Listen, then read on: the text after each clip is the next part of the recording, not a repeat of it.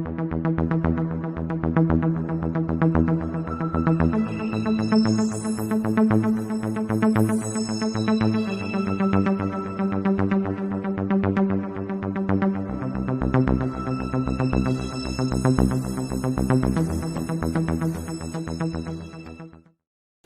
world, and a very, very good afternoon from Sydney, Australia. I am Sashi Singh, and welcome to Sashi Singh's Talking Point. Our last program was on 19th December 2021, and this is our first program for this year, 2022. A lot has happened in the intervening period.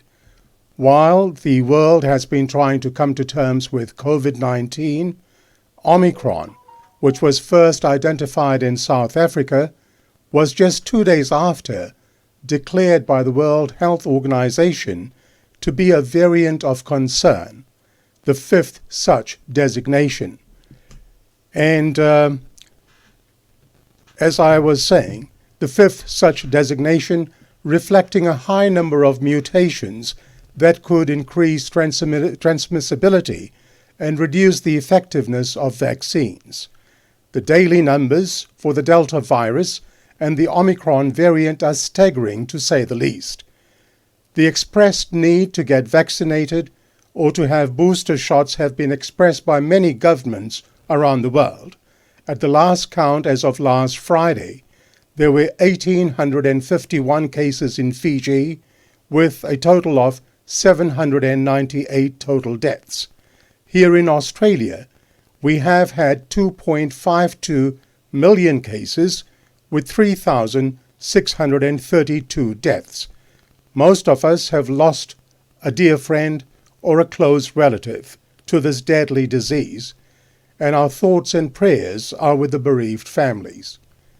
Then on 14th January 2022, a very large eruption on Hunga Tonga, Hunga Ha'apai, an uninhabited volcanic island and submarine volcano of the Tongan archipelago in the South Pacific Ocean began.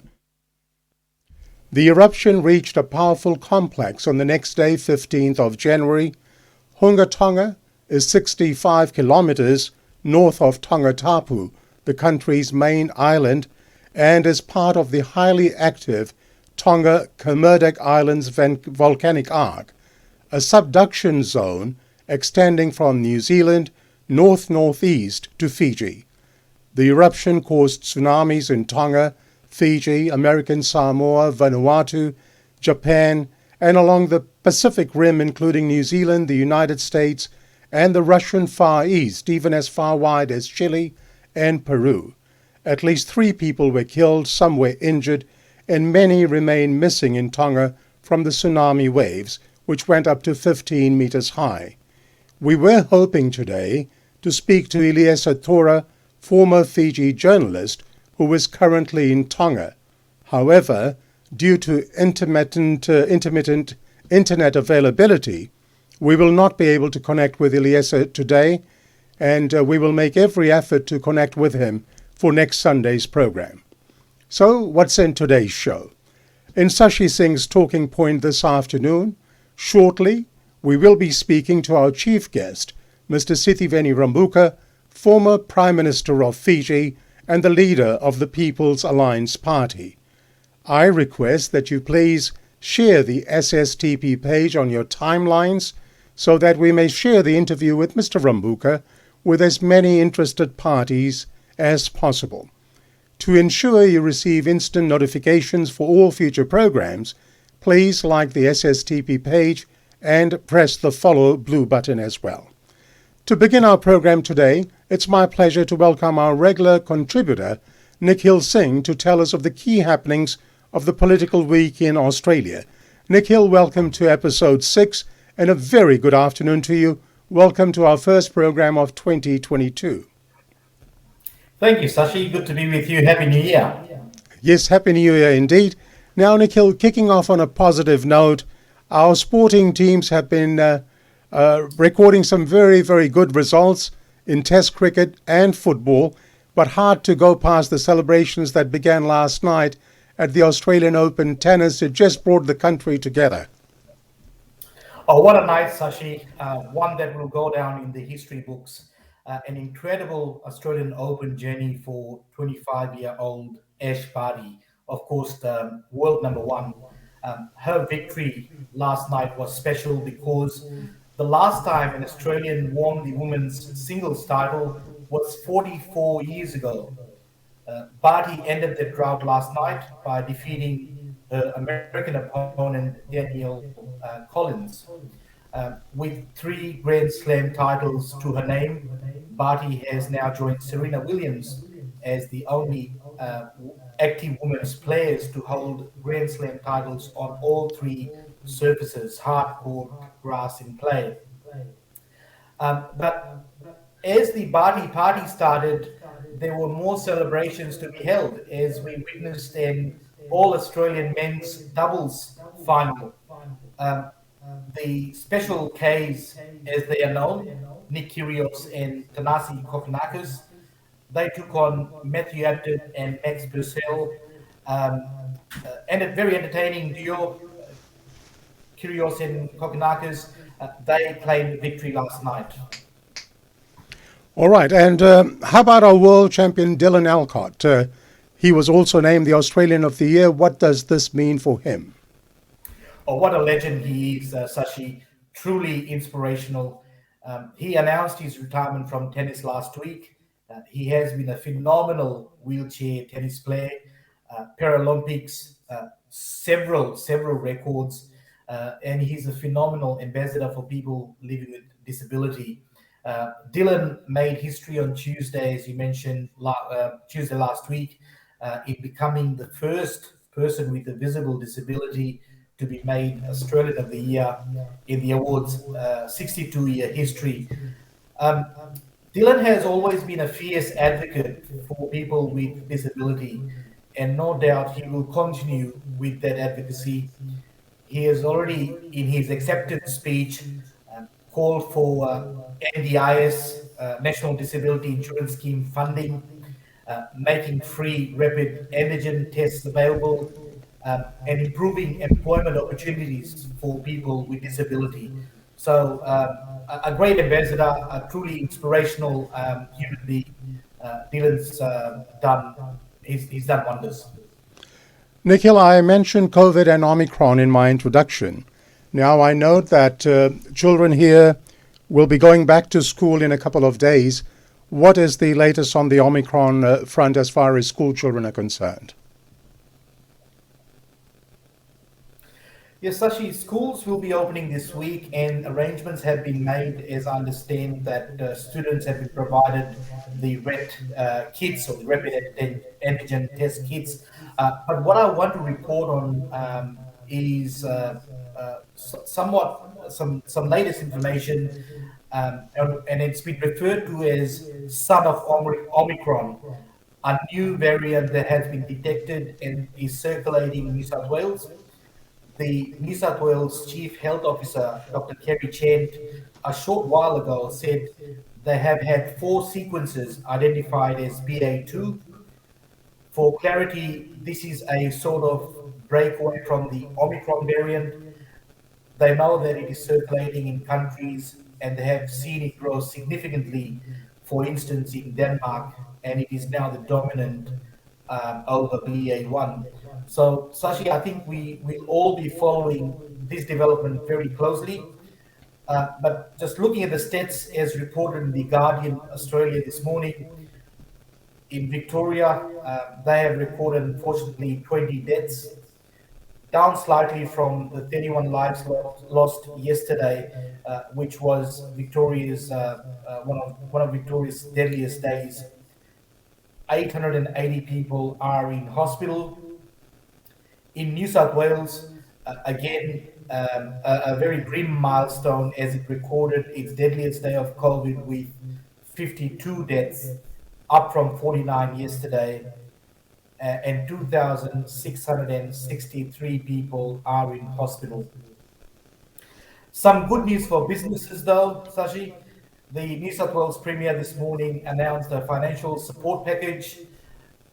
So for small businesses with a turnover of less than $50 million and if you've had a 40% downturn over the summer period, New South Wales government will provide 20% of your wages bill up to a maximum of $5,000. That's wonderful news indeed in terms of economic recovery. Now, Nikhil, you have in past episodes covered the issue of underpayment to employees. This is where employers have failed to properly pay their workers, and the amount runs into millions of dollars. Now, a major employer, one of the corporate giants of Australia, is being sued for $45 million. Tell us about this. What's happening here? So actually, indeed, one of the largest employers in Australia, the Commonwealth Bank, is facing legal action over its alleged systemic failure to allow retail banking staff to take paid tea breaks. The Finance Sector Union of Australia claims the practice has netted the bank some $45 million worth of free work over the past 6 years. The union is seeking compensation and penalties as part of a federal court case filed over a week ago on behalf of its members and CBA employees who were allegedly deprived of the 10-minute break. An estimated 3,000 branch and customer service staff is alleged to have been denied those breaks. All right, and before you go, before I let you go, I believe there'll be a string of by-elections in New South Wales soon. What can you tell us about these? Yes, Sashi, we touched on this a few episodes ago. 5 by-elections will be held on Saturday, the 12th of February. These are all in New South Wales. The by-elections will be for the state lower house seats of Bega, Monaro, Strathfield, Willoughby and Holsworthy. I have picked 2 seats just to touch on before I leave. Willoughby, the cause for the by-election is, of course, sitting Liberal MP Gladys Berejiklian resigned as New South Wales Premier and flagged her upcoming resignation from Parliament in October last year after the Independent Commission Against Corruption announced an investigation into her. The second one that I'll touch on is the seat of Strathfield. Sitting Labor MP Jodie McKay announced her retirement from Parliament in October as well last year, following her loss of the Labor leadership in May earlier that year. All seats except for Strathfield have been held by either the Liberals or the Nationals. So it'll be a very interesting day on the 12th of February. It will be a test for a fairly new Premier, Dominic Perrottet. All right, Nikhil Singh, thank you very much for your contribution as always this afternoon. We look forward to seeing you next week. Our other regular contributor I see in the comments column, Dennis Rounds, who's in the UK right now. He says, Bulla to all viewers. Dennis, a big Bulla Vinaka to you as well. Thank you, Nikhil. We'll catch up with you next Sunday. Now, of course, it's time to welcome our chief guest in just a moment. You are watching Sashi Singh's Talking Point on Facebook Live.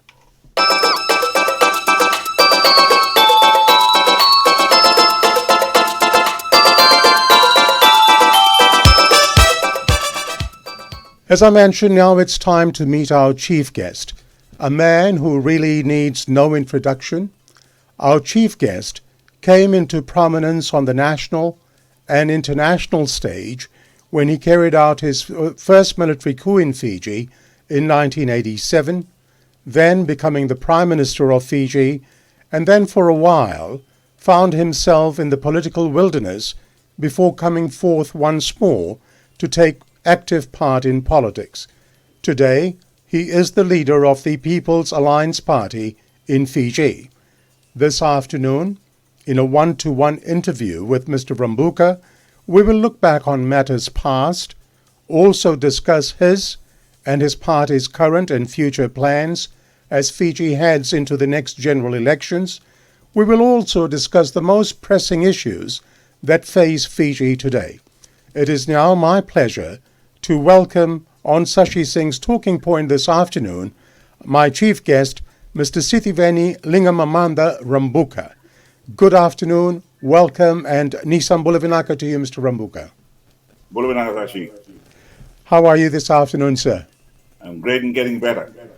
Thank you very much. You had me on tenterhooks. I thought we wouldn't have that connection. But thank you so much for patiently waiting in the green room while I was talking to Nikhil. Thank you so much. It's a pleasure having you join us this afternoon. All right. Well, thanks for accepting my invitation, as I said, to be our chief guest. Let me first explore with you some early childhood memories, perhaps. Now, Sitiveni Rabuka was born on 13th September 1948, close to the small village of Nakombo in Vanua Levu. If I may begin by asking you, what is your earliest memory? My earliest memory would have been in my own village of Ndrekenwai. Mm-hmm. That was one posting after Nakombo. When my father was a teacher in Nakombo District School, I was born.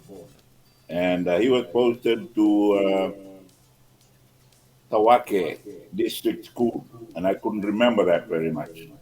It was when I was growing up in my own village in Ndrekenwai, where my father was posted to, that I remember growing up as a young boy, and not my father is not very senior in the traditional lineage, so we didn't have a coconut plantation that we could go to regularly for our Sunday loro, etc. And the worst memory from that era in my life was being told that we didn't have any longaninu or coconut plantation. Mm-hmm. We were told, and we were brought to the village green. We all sat down, I and my cousin's mother, my aunt, and my mother, and my youngest uncle's wife. We sat down and we were told, you do not have a coconut plantation that you can go and cut copra in or collect your daily and weekly supply of coconuts from. Although I had not started school, it was something that impacted my whole life. For me, I could no longer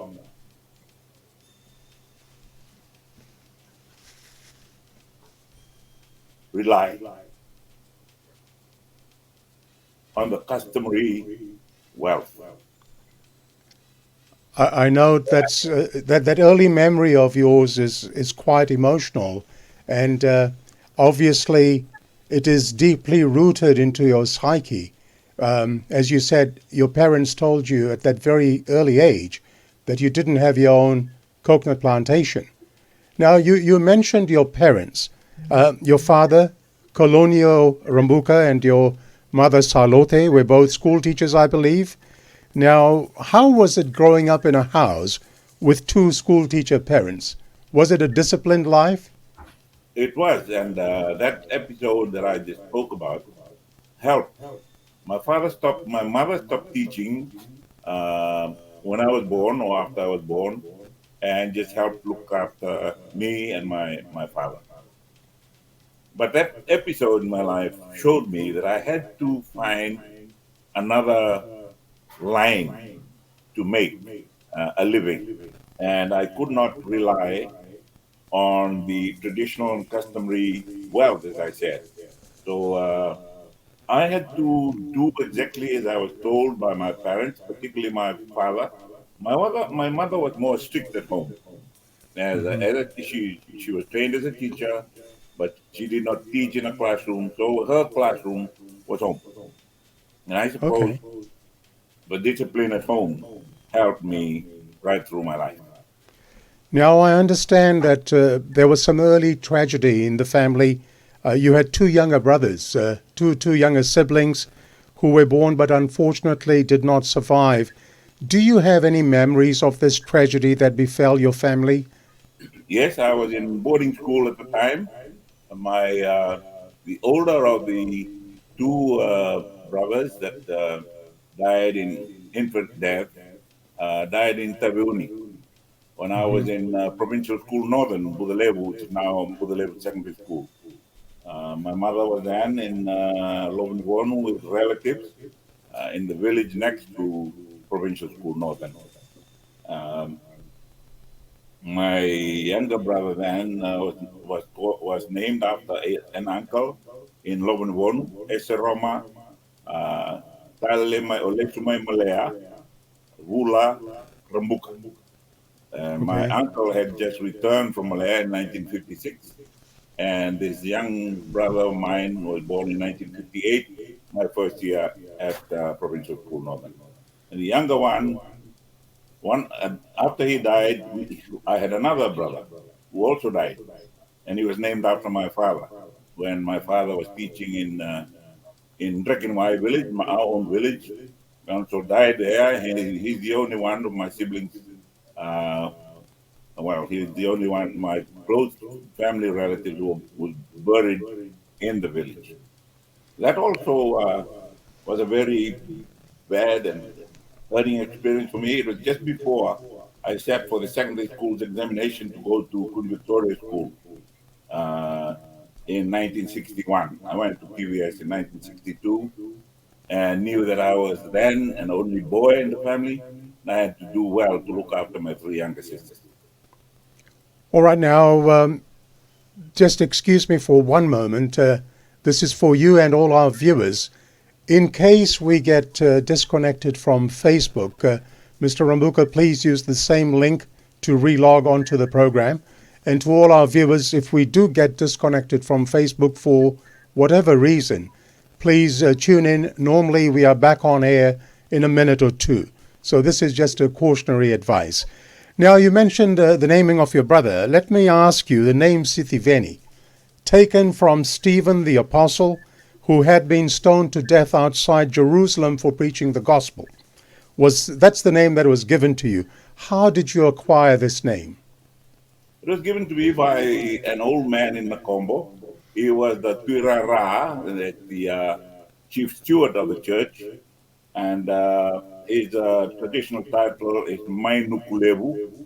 He was in charge of he was the head of a Matagali in the Yavusa Korovau in the Vanua of Korovau, Tikina Vakonrove, in the province of Vakonrove. They were warriors, traditional warriors of our paramount chief, Wanturang Balan Tuirkau. He gave me his own name, and Sitiveni, and I was Christian on Christmas morning of 1948, because my father had to leave that day for the foundation laying of our school in Rekinwai. That's our home village. And I got the name, and I didn't know what it meant. I didn't know the biblical implications of the name. But as I grew up, people referred to the name and said, well, you are punch drunk or whatever it is, but people throw stones at you, they hurl abuse at you, and you still keep going. And I said, maybe it's a name. Now, talking about the name, and I'm sure you'll correct me if I'm wrong, it has been recorded that an uncle, Mbumbu Siveni, made certain prediction and hopes when you were just a newly Christianed infant. And he said, and I quote, "You will grow up to be powerful, intelligent, and wise, and nothing will stop you." Now, Mr. Rabuka, would you say that all the boxes have been ticked insofar as Mbumbu Siveni's predictions and hope was concerned? Mbumbu Siveni is a short pet name for him. Sitiveni was shortened as Siveni. And I was told he said that. I was too young to know what he was talking about when he held me in his hands after the baptism.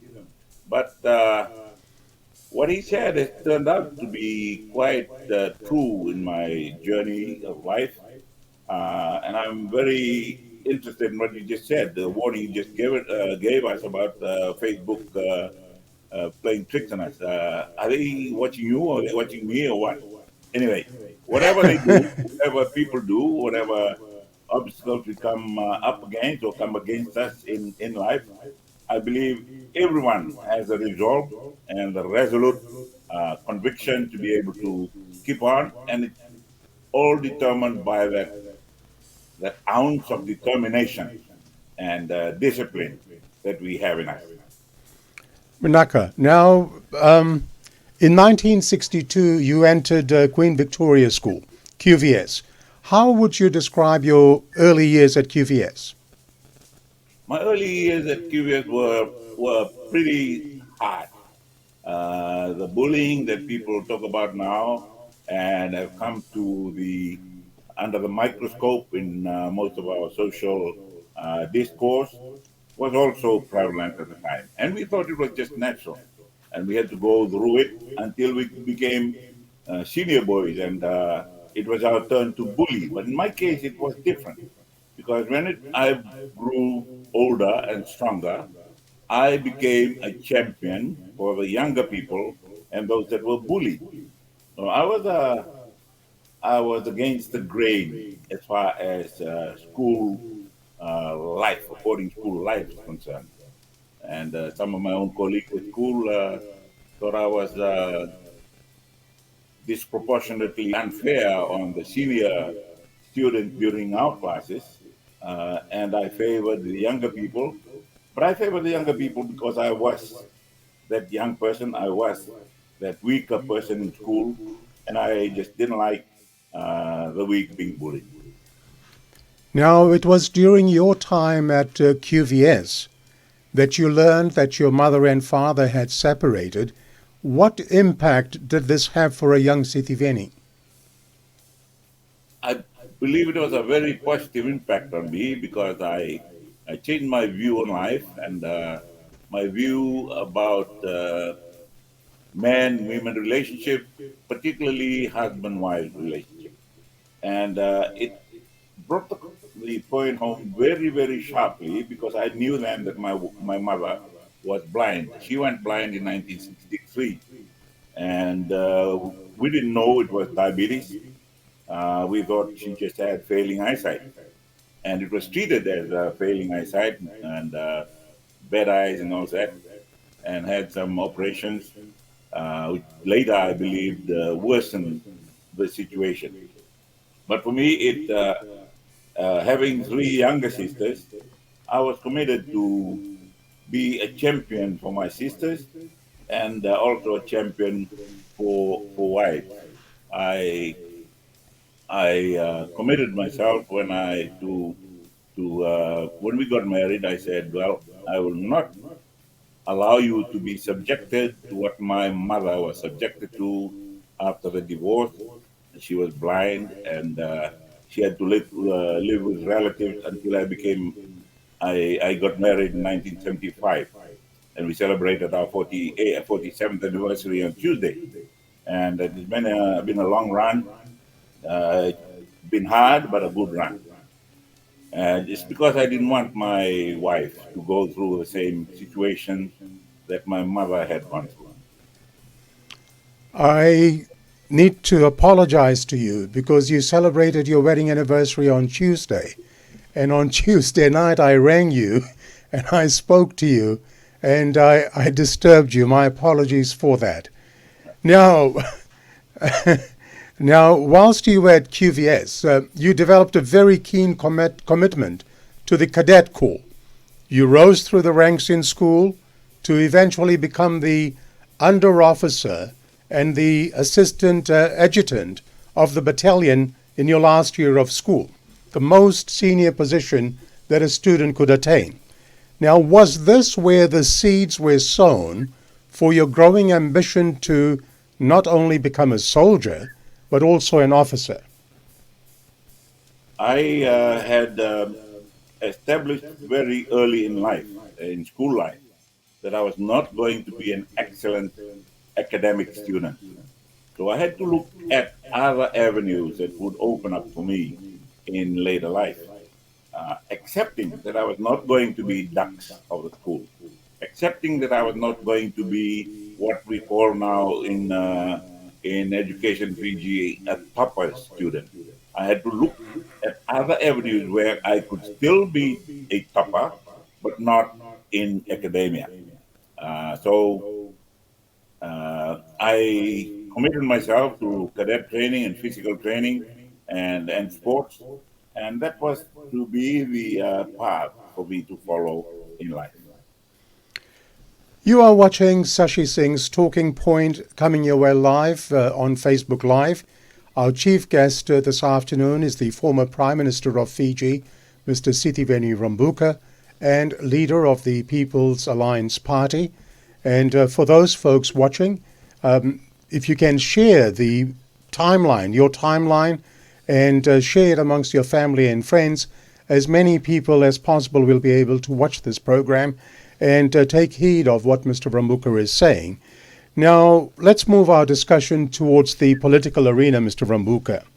Let me say at the outset that in this segment, I would like to take you back to the coup of 1987 first, before discussing your past prime ministership and political aspirations, and then look at the current prevailing issues in Fiji and the political landscape as it exists now.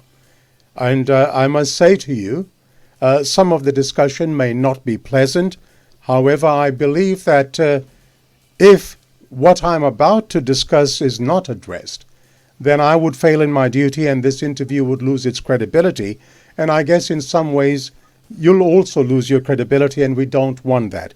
I know I've interviewed you in the past many times, and you're a man of charisma. You're a man of great discipline. And so I just want to ask you, are you comfortable with that? I'm very comfortable with that, Sashi. You know me from those long time years gone past. Yes, indeed, I certainly do. But I thought I'd put that out there so at least you're comfortable with the direction I'm going.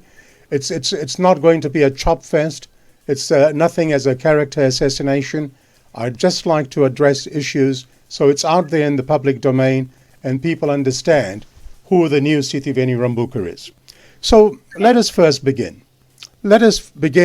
Firstly, let me set the scene by way of background. By 1985, the people of Fiji were yearning for a third voice in Fiji, a third force in Fiji politics, as the opposition National Federation Party at that time was falling apart and the right-wing policies of the ruling Alliance Party had alienated it from the ordinary people. Dissatisfaction with government policies had begun soon after the 1982 elections with a prolonged teachers' strike and a hunger strike by young graduates who were no longer guaranteed employment. In industrial disputes, the government sided with the employers. In November 1994, when the government announced a wage freeze, instead of calling a national strike, the largest trade union in Fiji, the Public Service Association, decided in March 1985, by an overwhelming majority of votes, to associate itself with an organization in pursuance of workers' rights.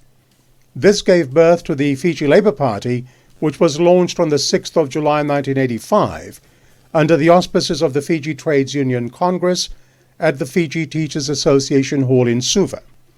Now, you were at that time commanding the 2nd Fijian Battalion in the Sinai, and were not happy with the new developments back home. Whilst you were in Sinai, what was it that you were most concerned about? In Sinai, I had called together the senior officers and told them there could be a change in leadership in Fiji with the ascendancy of the workers and their workers' unions and the formation of the Fiji Labour Party. And I put that to I think the two major parties at the time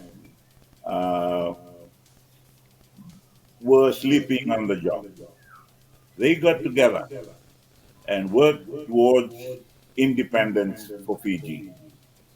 After that, they went back into their separate camp and left Fiji the general issues or the issues affecting the whole of Fiji and took them back into their own political camp. So the bipolarization of politics in Fiji became the issue of politics for Fiji post independence.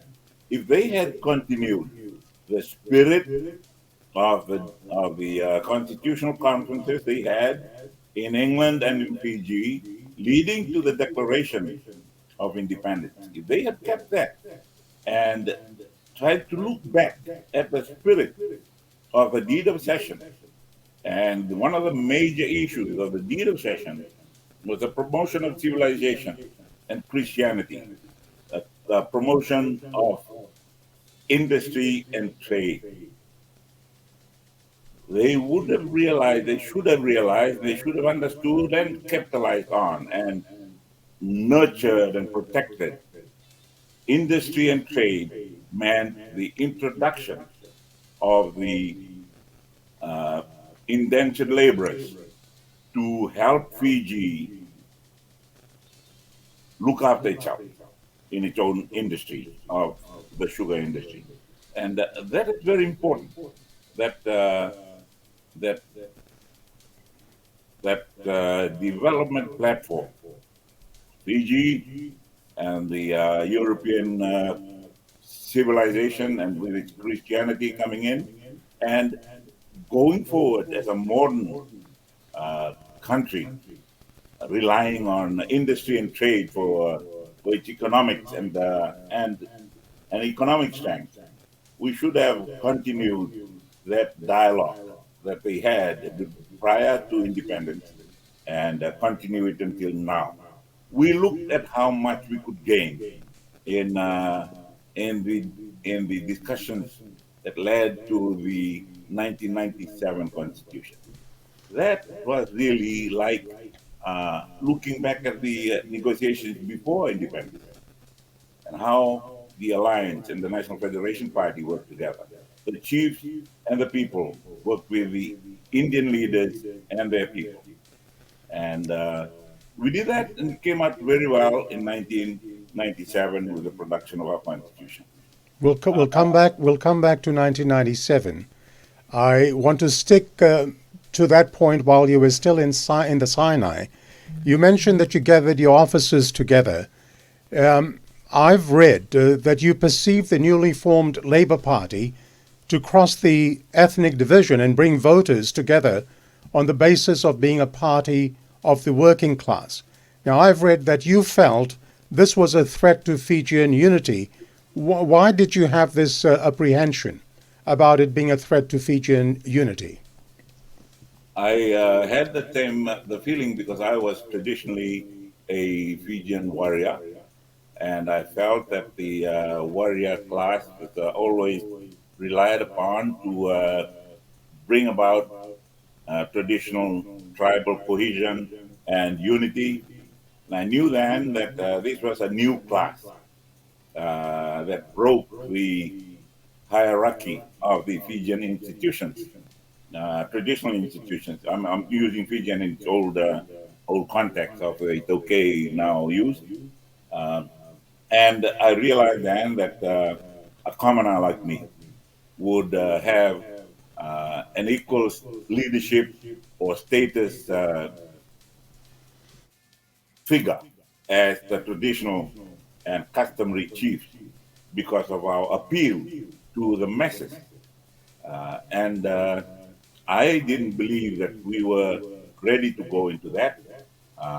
Whether I was right or wrong, that was what I believed at the time.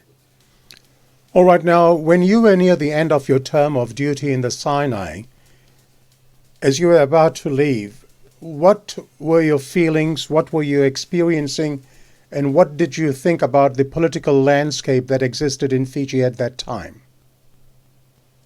I was concerned that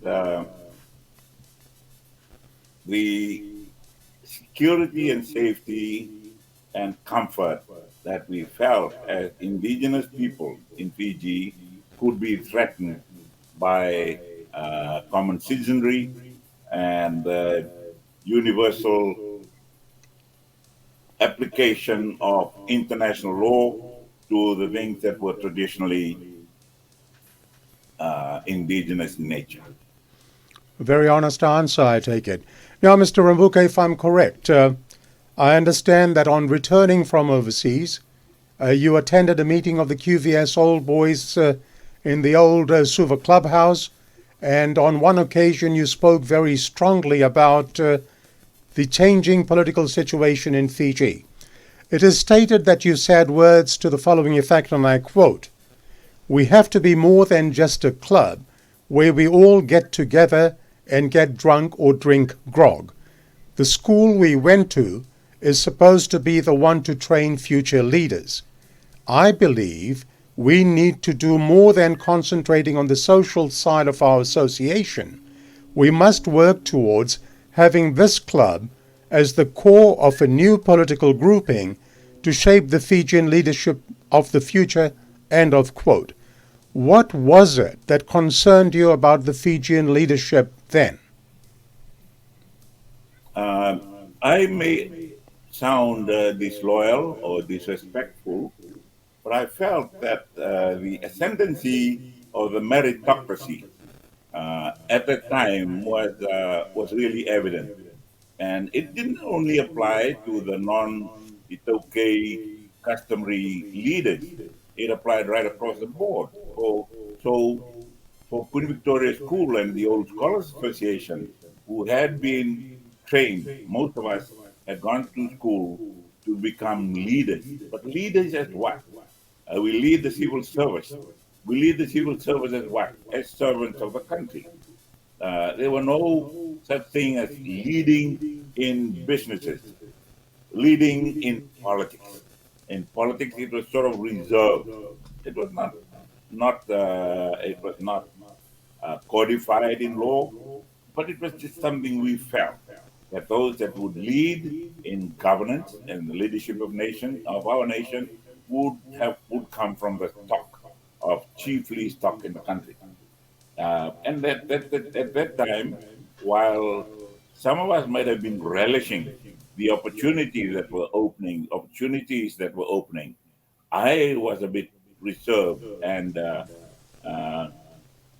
and more cautious in my outlook that the rise of and the ascendancy of merit not chiefs could eclipse the traditional chiefs.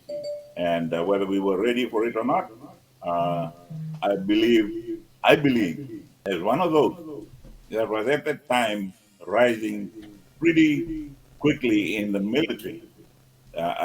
Senior officers were almost always Europeans or chiefs, and I was the first commoner, Itoke, to become a colonel. So it was not something I liked it, but I don't think we were ready for all the other areas of it, and we were probably rushing into it. And the pace universally was faster than even the pace in Fiji at that time. We had to be ready, and we just had to embrace it if it came, when it came. Now, was this the time that you seriously started thinking about leadership issues in Fiji? Leadership of the nation, no. But helping and assisting with the leadership, traditional leadership, yes. And keeping them in place for as long as we needed before the next level of their own children would come up and lead. And I was disappointed because perhaps the younger chiefs at the time, were not as committed as their parents were to leadership in general. The leadership at the time meant good education. Going overseas, they were sent by their fathers and their parents to go and get good education because they understood that universal concept of leadership. A leader in Fiji should be able to stand on the same platform as a leader from New Zealand or even England or Russia or Germany, and debate on the same level with the same outlook on universal issues. And I believe we were a bit laggy in our generation. On Sashi Singh's talking point this afternoon, our chief guest is Mr. Sitiveni Rabuka, former Prime Minister of Fiji and the leader of the People's Alliance Party in Fiji. Now, Mr. Rabuka, what was it about the Labour Party leadership under the late Dr. Bavandra that you were not happy about? It's not the leadership, but what they were saying. Some derogatory remarks about our traditional leaders not being up to it, and perhaps being out of generation or out of date in their concept of leadership. Dr. Bavandra was a leader in his own traditional customary right, in his own customary role. He was one of the sub-chiefs of the Tribunda in the Gonor of Visese in Bunda or Punsei. He was the one of the chiefly households of the Tribunda clan. So, but he was not coming up as a chief of Bunda. He was coming out as a leader of a trade union or trade unions association. So he had to utter the same language. He had to appeal to the same audience that other leaders around the world were appealing to. Now, the election results of April 1987 saw the coalition take 28 seats to the Alliance Party's 24 seats. You were not happy with the results and definitely not happy to see Ratu Sirikamisese Mara tender his resignation, were you? What was going through your mind after the election results of 87 came through? I felt that the Ratu Sirikamisese Mara at the time could have spoken to Dr. Bavandra and both of them should have tried to appeal to the Governor General, Ratu Lau, to see if he could work out a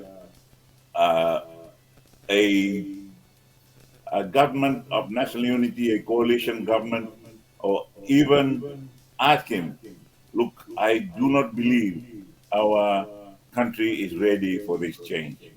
Although we have been at it now for more than 100 years, it's in this new system of governance under the British system. If they had looked then at the 1977 situation where Ratu Sir George Rakumbang had stepped up and said, oh, you've taken too long. And at that time, too long was perhaps something that people in Fiji accepted. But a few years later, the United States government went a few weeks without the declaration of a winner, and before Bush was declared winner. And so the 4 days that Ratu Sir George had used as being too long was not really too long. So in retrospect, they could have taken a few days to discuss, and Dr. Bavandra and Ratu Sirikamisese Mara had good personal relationship. And they could have used that time to go back and have their own team talk, to come back and say, all right, we cannot afford to have the unruly elements of our party cause disturbance. Let us try and get together and form a stable government to take Fiji forward. Now, while all this was happening around about April 1987, did you not at that time, were you trying to get out of the military forces? Because did you not write a letter to the then Attorney General in the Alliance Party to consider you for the position of the new Commissioner of Police as you were considering opportunities outside the Army? No, the Attorney General at the time, the late Mr. Gorinai Simbale, told me that they were looking at me as a possible future Commissioner of Police and asked me to write to ask for that. But I had applied for civil service jobs that were advertised in the normal process of filling in civil service positions. So I wrote a letter, making myself available to be an understudy for the Commissioner of Police job, and I also applied through the PSC system to be the director of hurricane relief or some regional development. Yes, I remember. I think it was the position of Director of Regional Development. Yes. And you even attended the interview. So, which brings me to the next question. Whilst you had applied for these positions, would I be correct in assuming that at this stage in April 1987, while you were considering a career outside of the military, there was no thought process of initiating a military coup at this stage? No, I realized that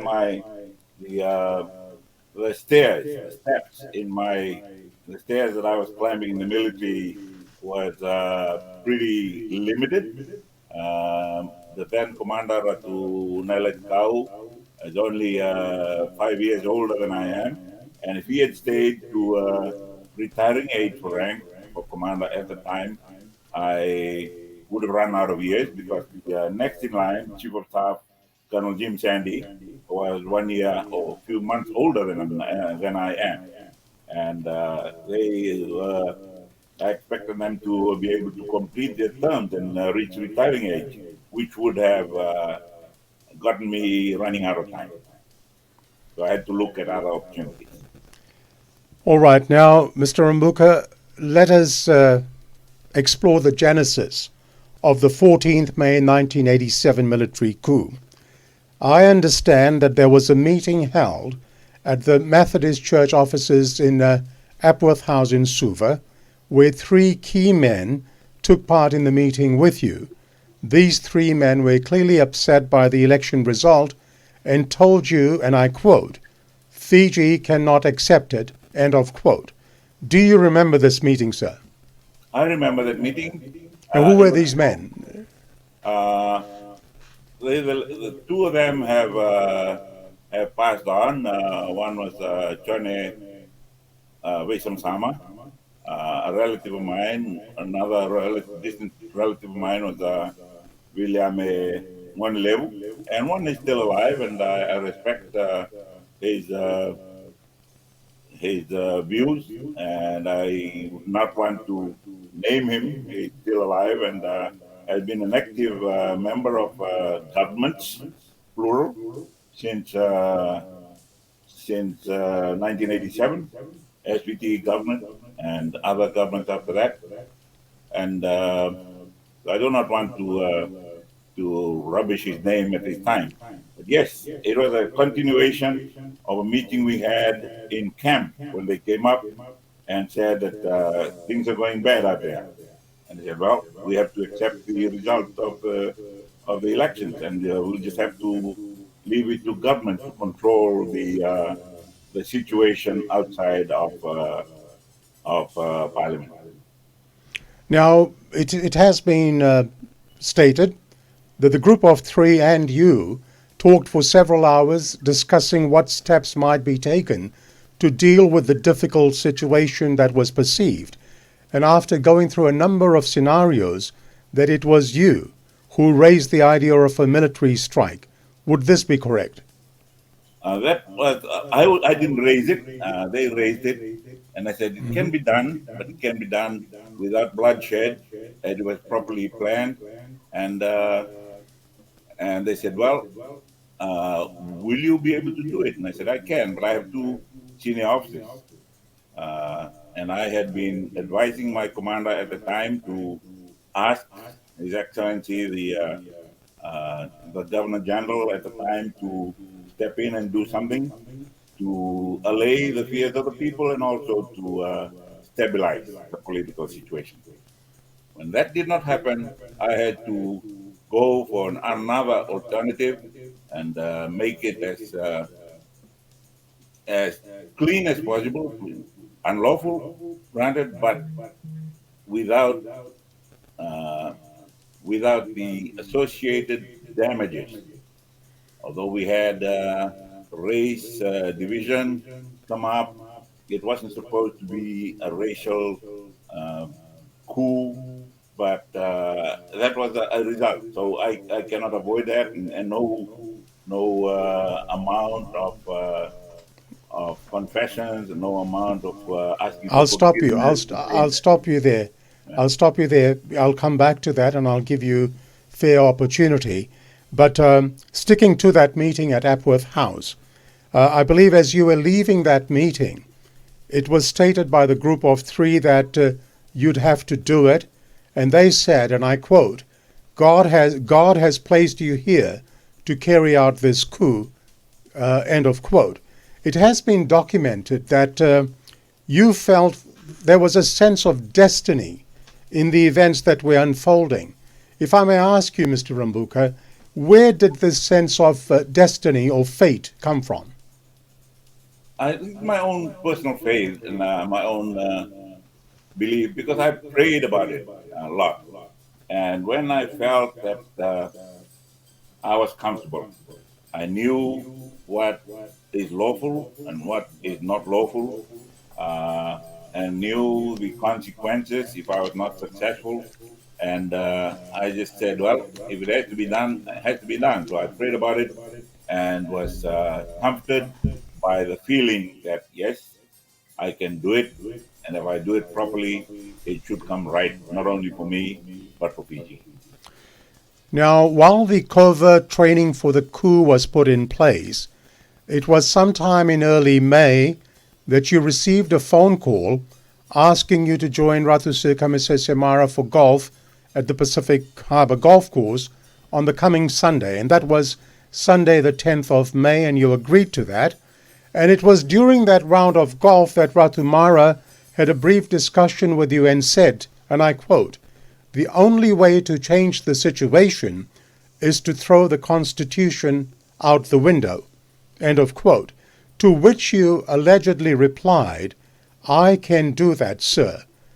Would that be a correct version of that initial discussion at the golf club? Yes. Thank you. Now, it was also during lunch on that day, during a one-to-one conversation with Ratu Sirikamesesemara, you allegedly assured him that you could do something about the current situation in Fiji. And this is when you discussed a number of options. You discussed a political coup, a military coup, and a coup of the people. It has been stated that this is the meeting where you believed you had Ratu Sirikamesesemara's support and blessings. Would this be a correct assumption, sir? It was my assumption. It was my assumption. So I cannot say whether it was a right assumption or not. I heard him out, and I had to have my own plan without implicating him in my plan. Okay. Now, well, as is history, at 10 past 10 on the morning of 14th May, you and your troops conducted Fiji's first military coup. You, Lieutenant Colonel Sitiveni Rabuka, had taken charge of the country. You were now in control. How did that make you feel at that moment, on that day? I was pretty unsure of how we would go forward. I knew that I was limited in my ability of running a government. I did not know what international repercussions would come, but I had to consolidate control in Fiji and make sure that at least we had a leadership in place. So I had to ask His Excellency, the Governor General at the time, to accept that he was no longer in control. And as you know, he agreed to cooperate, and I agreed to go back to camp for a while.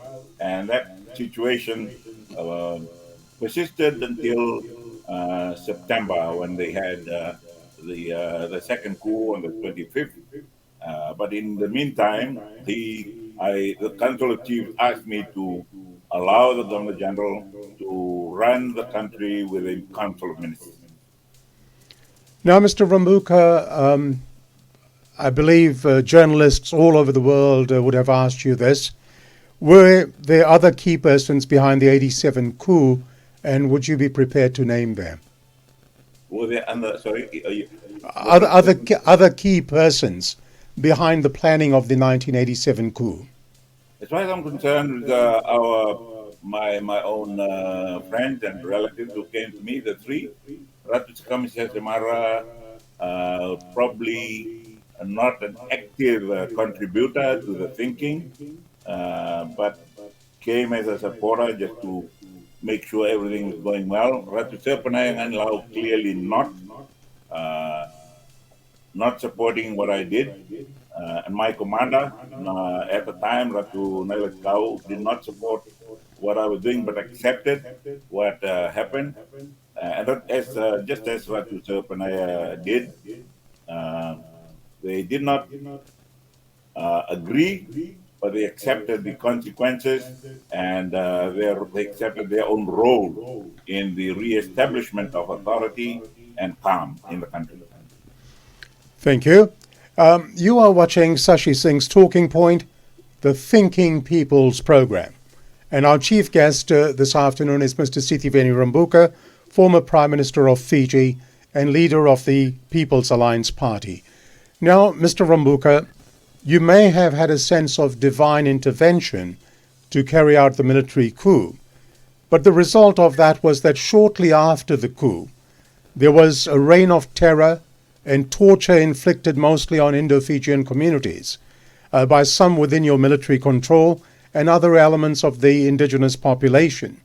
There were accounts of atrocious rapes, beatings and bashings, people being evicted from their homes.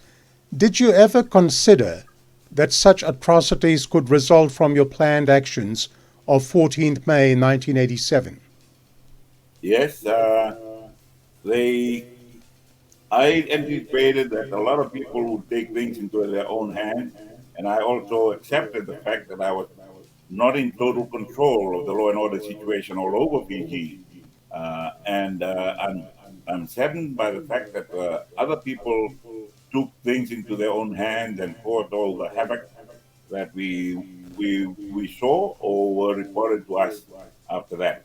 On my part, as head of the military and head of the military government after the second coup, I had to try and bring everyone to face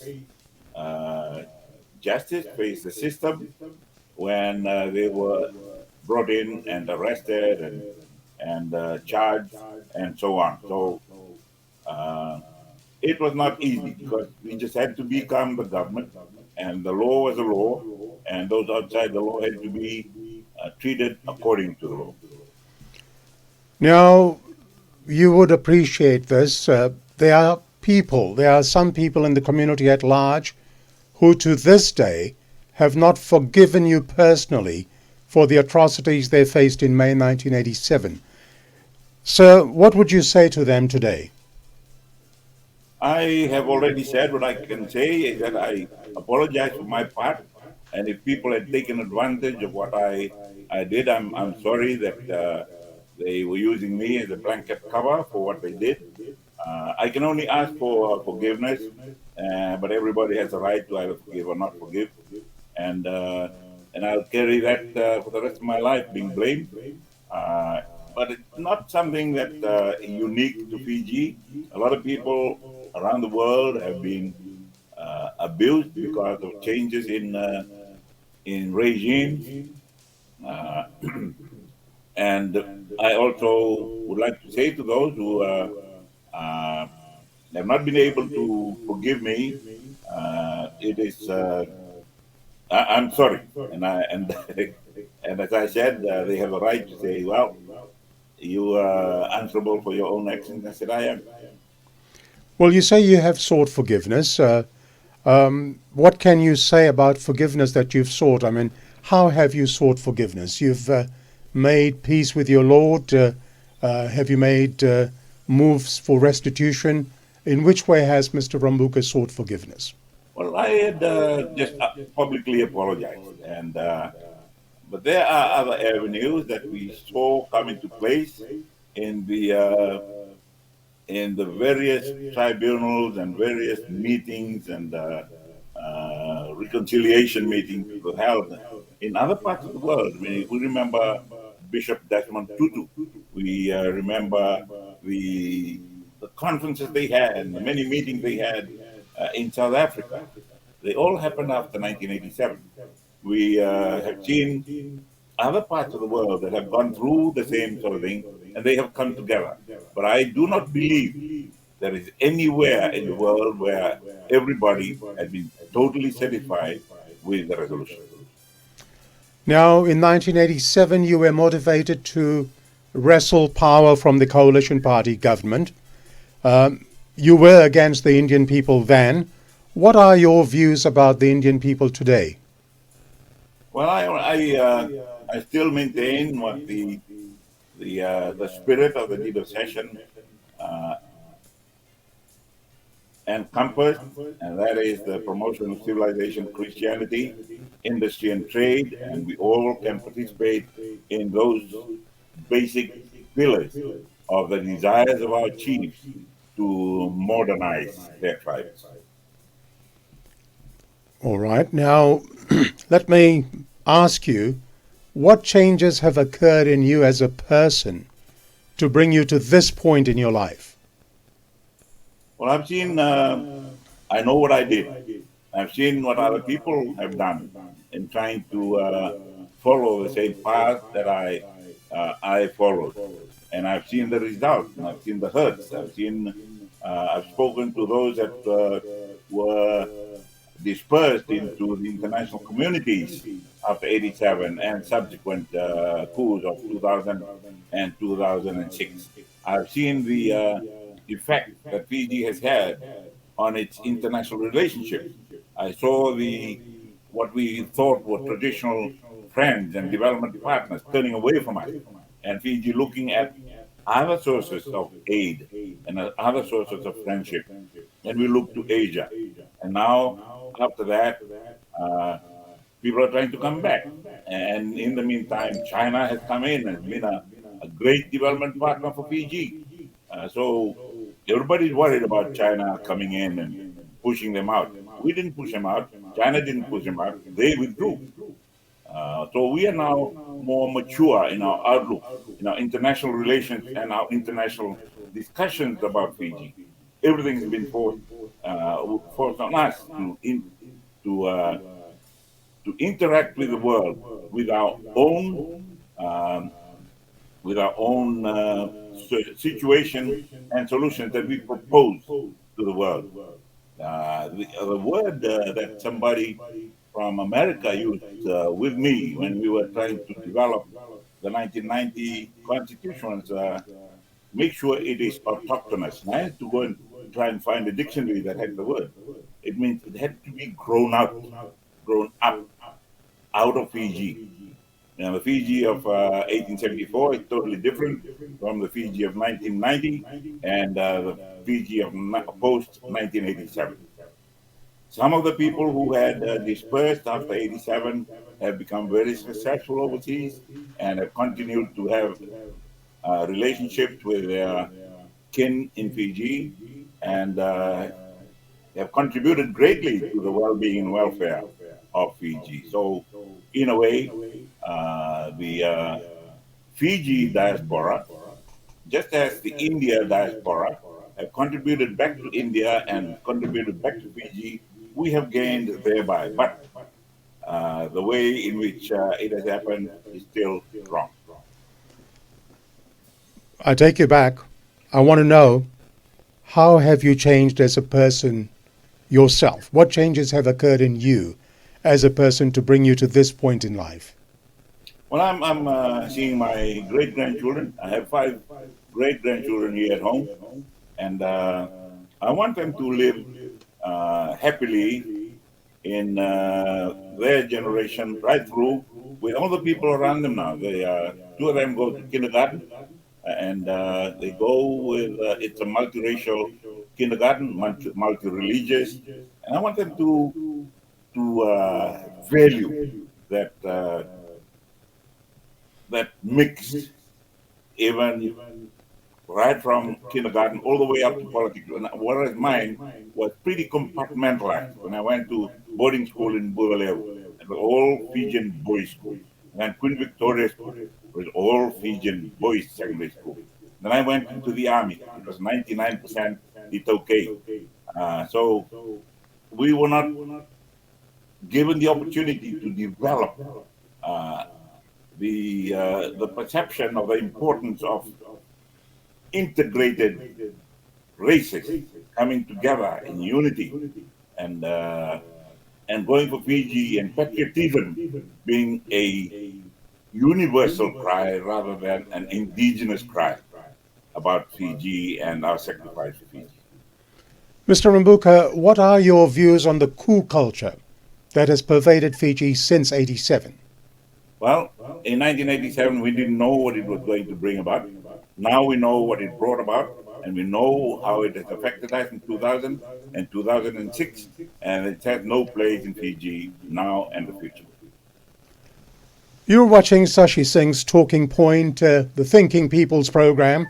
Our chief guest is none other than Mr. Sitiveni Rabuka, former Prime Minister of Fiji and the leader of the People's Alliance Party. And for those viewers, there's a lot of comments coming. I thank those people who are watching, and I request that if you can, please share this feed. It's a very in-depth interview that I'm conducting this afternoon with Mr. Rabuka, and sir, I thank you for your time on this Sunday afternoon. Now, let us move our discussions to your previous stint as the Prime Minister of Fiji. You were elected as Prime Minister of Fiji, serving from 1992 to 1999. May I please ask you, what important lessons did you learn about governance when you were the Prime Minister? Well, the most important lesson that I learned is that you have just changed your role and the platform you stand on, the platform I stood on as commander, and coming into politics and becoming Prime Minister. You suddenly found yourself being the Prime Minister of the whole of Fiji. Children, men and women, of all races and all religious beliefs, you were the Prime Minister. You were responsible. You were the CEO of Fiji Inc. And you had to conduct your role in that position to for the benefit and the well-being and welfare of all those under your leadership. What do you think were your major achievements under your then leadership? I think the biggest achievement was to get people to forget the effects of 1987 and try and work together to a Fiji that has turned its back on 1987 and the race implications of the coup of 1987. And we've moved forward. We tried to balance out things that brought up feelings of disproportionate distribution of wealth and the benefits of education and so on. So we brought in those scholarships that tried to balance up our presence in the professions and on the boards, and also open up opportunities for the Tokay to participate in business. Now, what legacy do you think you left behind at that time of your leadership?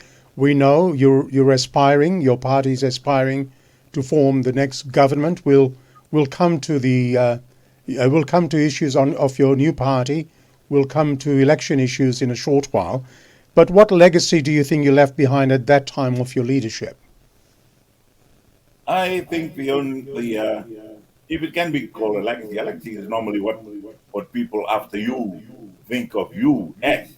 Well, I do not want to establish a legacy, but I think that what I have done in trying to create a more harmonious existence and cooperation of the races in Fiji for the common goal of development and well-being would be my legacy, because that has been my aim. After 87 and its disruptions, I wanted to normalize. And normalizing means a totally different world than that which existed before 14th of May 87, where there was race divisions, real or perceived, and there were imbalances in society, which have now come up again. And I hope we can all strive together to create the atmosphere for a real harmonious Fiji. Now, Mr. Rabuka, at this juncture, I would like to address another unsavory chapter in Fiji's history. Let me raise the subject of the National Bank of Fiji with you. By way of background, let me remind our viewers that under your watch, the country witnessed one of Fiji's biggest financial scandals. After the 1987 coup, the National Bank of Fiji was expected by your then-led government to give soft loans to the indigenous Fijian population. The rationale was that the indigenous Fijian people created instability in the country because they were economically disadvantaged, and the way to prevent future instability was to narrow the gap between their economic position and others by introducing affirmative action policies. This line of thought seemed flawed because it was not based on any reputable statistics as such, and not surprisingly, the program was immensely popular. And between 1987 and 1994, more than $200 million, I repeat, more than $200 million was lent to people on the basis of no or inadequate securities. It seemed that no one noticed what was happening. And among the borrowers were many cabinet ministers, already wealthy businessmen, and political friends, cronies of the people in power at that time, who borrowed money from the bank. Sadly for Fiji, that they did not pay the loans bank. What do you have to say about the NBF saga? It was a very unfortunate incident in Fiji's economy.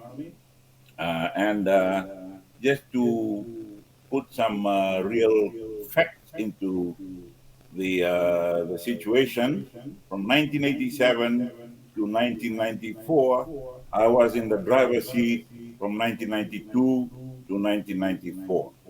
From 1992 to 1994, the rot had set in. So between 1987 and 1992, when I became prime minister, there would have been all those, most of those so-called bad loans that would have been established at that time under the management of the bank and the board in charge of the bank. So when we came up, there were already concerns expressed by the opposition about the way the NBF was going.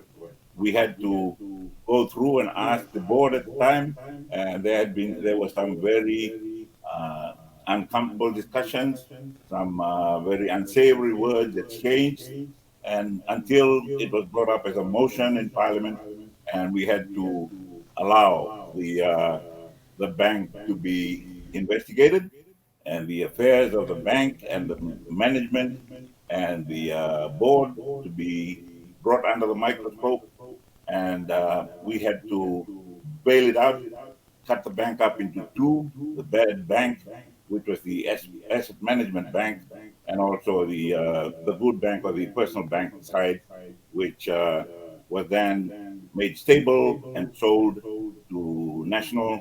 Part of it was sold to the national, to the colonial group, and then the holding was sold to BSP later on. So it was a badly managed bank. We had to come to its rescue by introducing or injecting $200 million into it. But it was the same as, but not probably the same magnitude as other development banks in other developing countries in the world, where you were trying to bring about social equality in the economic sector of a nation. In our case, it was the National Bank, originally the Post Office Savings Bank, and then the Alliance government made it the National Bank of Fiji, and eventually, under my watch from 92 to 98, 94, we had to accept that it was not going well and restructure it, injected 200 million into it, and change it. So the claim that I was in charge of it from 1987 to its fall is not true. I was only in charge from 92 to 94 when we had to bail it out. Okay, moving forward, now let us move post the 1999 election. There's a few topics, just a couple of topics I think I want to touch on before we move forward to your new party. Following the 1999 elections that you lost to Mahendra Chaudhry, you were elected the chairman of the Great Council of Chiefs until such time you had to relinquish that post in 2001. And of course, in that intervening period, on 19th May 2000, George Speight carried out a coup. Now, is it true that within half an hour of the George Speight-led coup, you phoned Government House, the official residence of the President of Fiji, to offer to form government, because these were allegations made by the former President, the late Ratu Sirikameses, who appeared in the close-up television program in Fiji on 30th April 2001? I called the Government House after the Secretary General of Parliament called me to say that something had happened in Parliament, and I offered my services to the President to be his negotiator with the Coup people. I didn't know who was involved at the time, but that didn't have any effect. So I came back and sat and listened. All right. As I said at the beginning, I've interviewed you before. We've had social interactions at the Fiji Golf Club, and I know you as a person who's always forthright. I'm going to ask you this question, sir. Were you in any way complicit in the 2000 George Speight-led coup? I ask this question because in that same television interview that Ratu Sirikameses took part in, he went on record and alleged that in that phone call to Government House, you had said that the Counter-Revolutionary Warfare Unit, the CRW, who had been involved in the coup after they had received training on your farm. Would that be correct? They had gone through my farm without my knowledge, and those that when that was brought to my notice, I asked, why did you go into my farm or onto my farm in Vonolebo? Because I knew that the law at the time was before any military exercise took place in any private property or on Vanua land. There had to be the traditional request made to the landowners. In my case, nothing was done, and I didn't know they had gone through there until after they had been. And in fact, after the attempted coup in Parliament, when the facts came out, and then somebody said they were seen on your farm. And then I found out that they had gone through. They even went and had gone in my village on their way down to South. All right, now your name has also been featured elsewhere too, and perhaps we can get it from you today and clear the scene. You had also been accused of instigating or supporting the mutiny that took place at Suva's Queen Elizabeth Barracks on 2nd November 2000. In an interview with the Fiji Times on 12th November 2000, the then military commander, Commodore Frank Bainimarama, charged that while the revolt was in progress, you had visited the barracks with your army uniform in the car, ready to take over the command of the army. Now, is there any truth in those accusations leveled at you by the current Prime Minister of Fiji, who was then the commander of the military forces? There is no truth in that, and I do not want to, I'm not allowed to swear, but I know and I tell you the truth, Sashi. Yes. That's not the truth. All right, that is good enough for me. A leading question, though. Were you at the barracks with your military uniform at the height of the mutiny tension, or have you just answered that by saying no? No, I went up. I went up to camp and I was asked by Home Affairs to go up and try and negotiate ceasefire. There was no uniform in my car. All right, that's good enough for me. Let me now address some of your past statements. The reason I'm bringing these up, Mr. Rabuka, you've put yourself out there in the public. You're aspiring to become the leader of the nation. And I believe this is an excellent platform for you to clear any misunderstanding. We've discussed the issue of you seeking forgiveness for the past deeds of 1987. And I'm just trying to present a number of statements that allows you the opportunity to address them. So let us begin with a statement that you made on 5th September 2001. You then called on Prime Minister Laisenian to include the Indo-Fijian dominated Labour Party in the cabinet, as per the Constitution, saying that to exclude it threatened the future of the Indo-Fijian community. It would make them feel marginalized, you said, which could lead to an increase in emigration. In 2004, you called for Chaudhry to be reinstated as Prime Minister, despite his having lost the 2001 election that was held to restore democracy. On 17th March 2005, however, you declared that no Indo-Fijian should expect to lead Fiji and called on Indo-Fijians to follow the example of Sonia Gandhi, who, despite her assimilation to Indian culture, declined to become the Prime Minister of India. Now, why or what would lead you to make such contrasting statements, sir? They were all part of our journey through post-trauma journey, perhaps, as we look to what else can people think about. So I was just bringing out these views that would drive people to come and talk. The Prime Minister at the time, the late Mr. Ngarse, and Mr. Chaudhry, opened their eyes. Those are difficult topics to bring up in public fora, and particularly in bilateral discussions. So, in my capacity as a former leader at the time, I felt I could be sort of an elder in the society outside government to come and say to people, why don't you do this? I'm sure that if we looked at the end of the apartheid era in South Africa, you would notice that there were many non-government people involved in the lead up. There are various declarations and the words that they spoke that led to the likes of the Archbishop Desmond Tutu. In our case, we had to revert and try and call in former Archbishop Wellington, Sir Paul Reeves, to be part of this, because these are people outside who are looking into and seeing the difficulties going on in government and governance. So I, at the time, also risked voicing my opinion.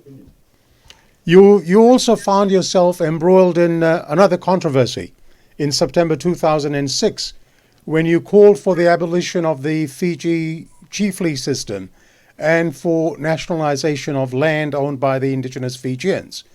Fiji Television quoted you on 1 September saying that the way to solve problems associated with land and resources, and I quote, the indigenous Fijians will argue that this will leave them with nothing, but in the end, it is for the good of all. We'll all benefit in the end, end of quote. What are your views of the Great Council of Chiefs today, and do you think it has a role to play in the governance of the country in any form? I believe the Council of Chiefs can still play a very effective constructive role in the governance of Fiji as the House of Lords of Fiji, and to have to go through the evolution that the House of Lords of England has gone through, where they now have Lord life peers who are promoted and included in the House of Lords ranks for their performance, for their contributions in their life, and they become life peerages. In our case, we can do that after Mr. Jairam Reddy said in the House, in the Council of Chiefs, you are not only chiefs of the Tokay people, you are our chiefs. And that would be more meaningful if we had other races represented in the Council of Chiefs. There's a Council of Elders who contribute to the stable governance of Fiji by giving proper advice, proper objective advice, looking at all aspects of our life in Fiji, the indigenous worries and concerns, the immigrant races and their worries and concerns and their aspirations, bring them all together into a national house of elders for Fiji as a whole. On the Mr. nationalization of land, Yep. it is the land in Fiji is already nationalized anyway.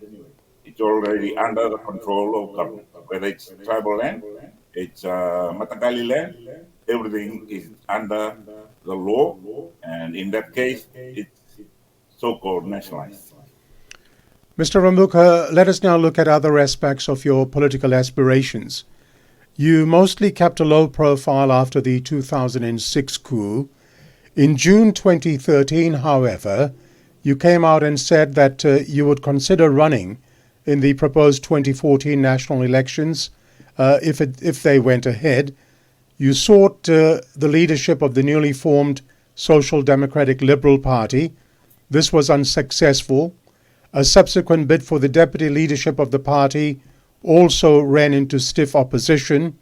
You then also sought nomination as a parliamentary candidate, but on 24th August, SODELPA announced that it had decided not to nominate you.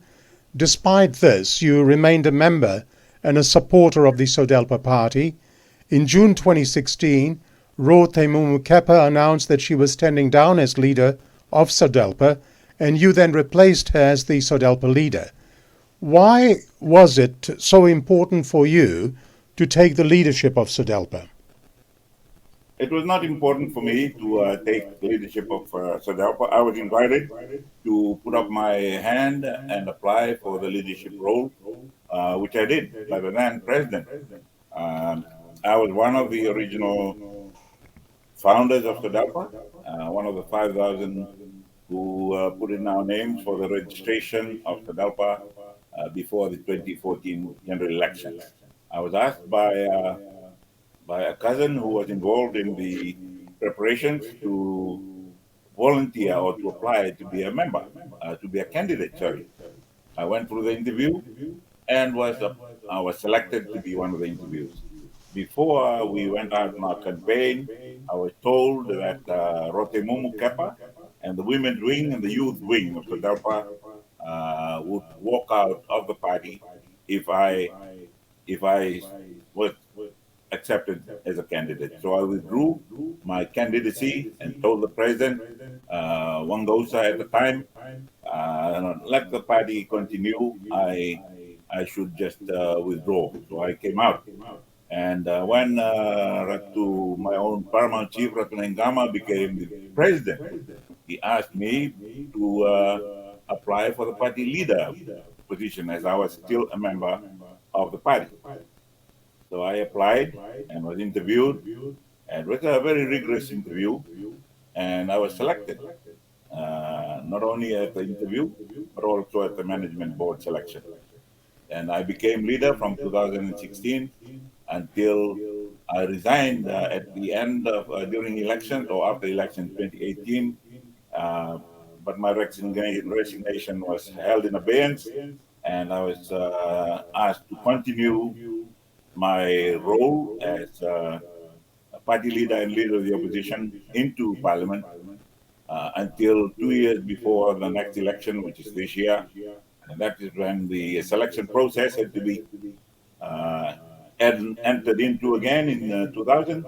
And at that selection process, the interview, and I don't know whether it's a result of the interview or result of the board, that I lost out and decided to just leave. So, round about late 2020, you resigned from Parliament. You left the SODELPA party. What made your staying as part of SODELPA untenable? My position was untenable because I was not, I didn't have the confidence of the management board, and they, so my own position, sorry, my own position in the party was untenable because I didn't have the confidence of the management board. The management board didn't have confidence in me and voted me out. All right. Now, let us move our discussions to the present time. Let us discuss your newly formed political party, the People's Alliance Party. What motivated you to form the People's Alliance Party? The same thing that motivated me to come back into politics, and that's national leadership, but not a role in leadership, but leadership of a nation that is that champions harmonious coexistence. We've come this far, and it's such a shame to see this country go to the cleanest as we're now seeing it because of bad governance. Now, what does your party stand for? The party stands for a united, harmonious Fiji, where we value the rule of law, we value our civil liberties, we value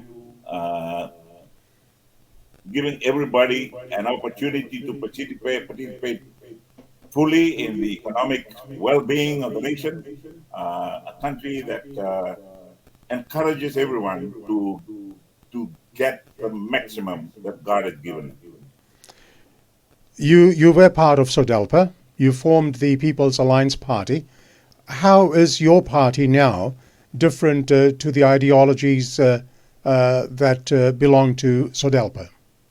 I was a member of the SODELPA, and I introduced the slogan, leadership that listens. When the party failed to listen, I formed a new party that will listen to the members of the party. Okay. And what about multiracialism in terms of the People's Alliance Party? Where does that stand? It stands as a core of our party. We would like to promote it, and it's part of the constitution of the party. Something very, very important. With Fiji, the modern Fiji is a multiracial Fiji, whether we like it or not. And we have to provide the platform for this multiculturalism, multi-religialism, and multiracialism to move forward. Now that we have common citizenry as Fijians, we can continue to hold hands and move forward together. We can do it. You are watching Sashi Singh's Talking Point on Facebook Live, and our chief guest is Mr. Sitiveni Rabuka, former Prime Minister of Fiji and leader of the People's Alliance Party. And now, Mr. Rabuka, I'd like to shift the focus of our discussion to some current issues. Let us discuss the socio-economic challenges facing Fiji today. Let's begin with poverty. Firstly, when I read the statistics on the poverty level in Fiji, it is just mind-blowing, astonishing. It has been noted that somewhere as close to 50% of Fiji's population are living in poverty or on the margins of the poverty line. What do you think has contributed to this? I believe that our social structure and our over-eagerness to encourage people to remain poor when they can, by themselves, if we give them the opportunity, they can move out of their social environment and their social class, and we empower them. Perhaps our social and poverty alleviation programs have not been directed as as uh, as enhancing the ability of the people to move out of poverty, but to make them comfortable in poverty. That's one area we need to look at, and we need to encourage our people to use their own steam and get out of their own social situations and become achievers. And that is where we, as a government, as a party, should be driving this country towards. Now, let me ask you about the unemployment issue in Fiji. It seems that unemployment is a major problem. What is your view on this, and what do you think should happen to at least try to alleviate this problem? There are many things that we need to look inwardly for, and that is our labor force, particularly in the semi-skilled and low-skilled workers scales of labor, where we have contractors coming in with all their labor force also being brought in. And they are part of the international contracts that they sign with development agencies and development banks, where Fiji has no sovereign control of the introduction of labor. We can be more forceful in our negotiations of international development or internationally funded development where we employ our own. We need to encourage employers to employ more, like we did in my government. The SPT government put out employment or employee initiatives for the employers. We gave them tax-free breaks for the number of new employees they recruited. One area where perhaps we are forced into both these situations where we cannot employ our own and also we receive uh, expatriate labor force is the our demand for our wages. We have to be very conscious of the ability of the employers and employment creation elements in the society to work with us or work with government on the costs of labor and costs of production, and where that we use the tripartite forum as a very useful mechanism for determining uh, costs or wages at the time of the SVT and the alliance, later part of the alliance government. Now, the high cost of living in Fiji is also a major concern. Just last week, the price of sugar has gone up drastically. How would you and your party address this dilemma, the high cost of living, if you formed government? What do you think needs to be done? Thank you very much.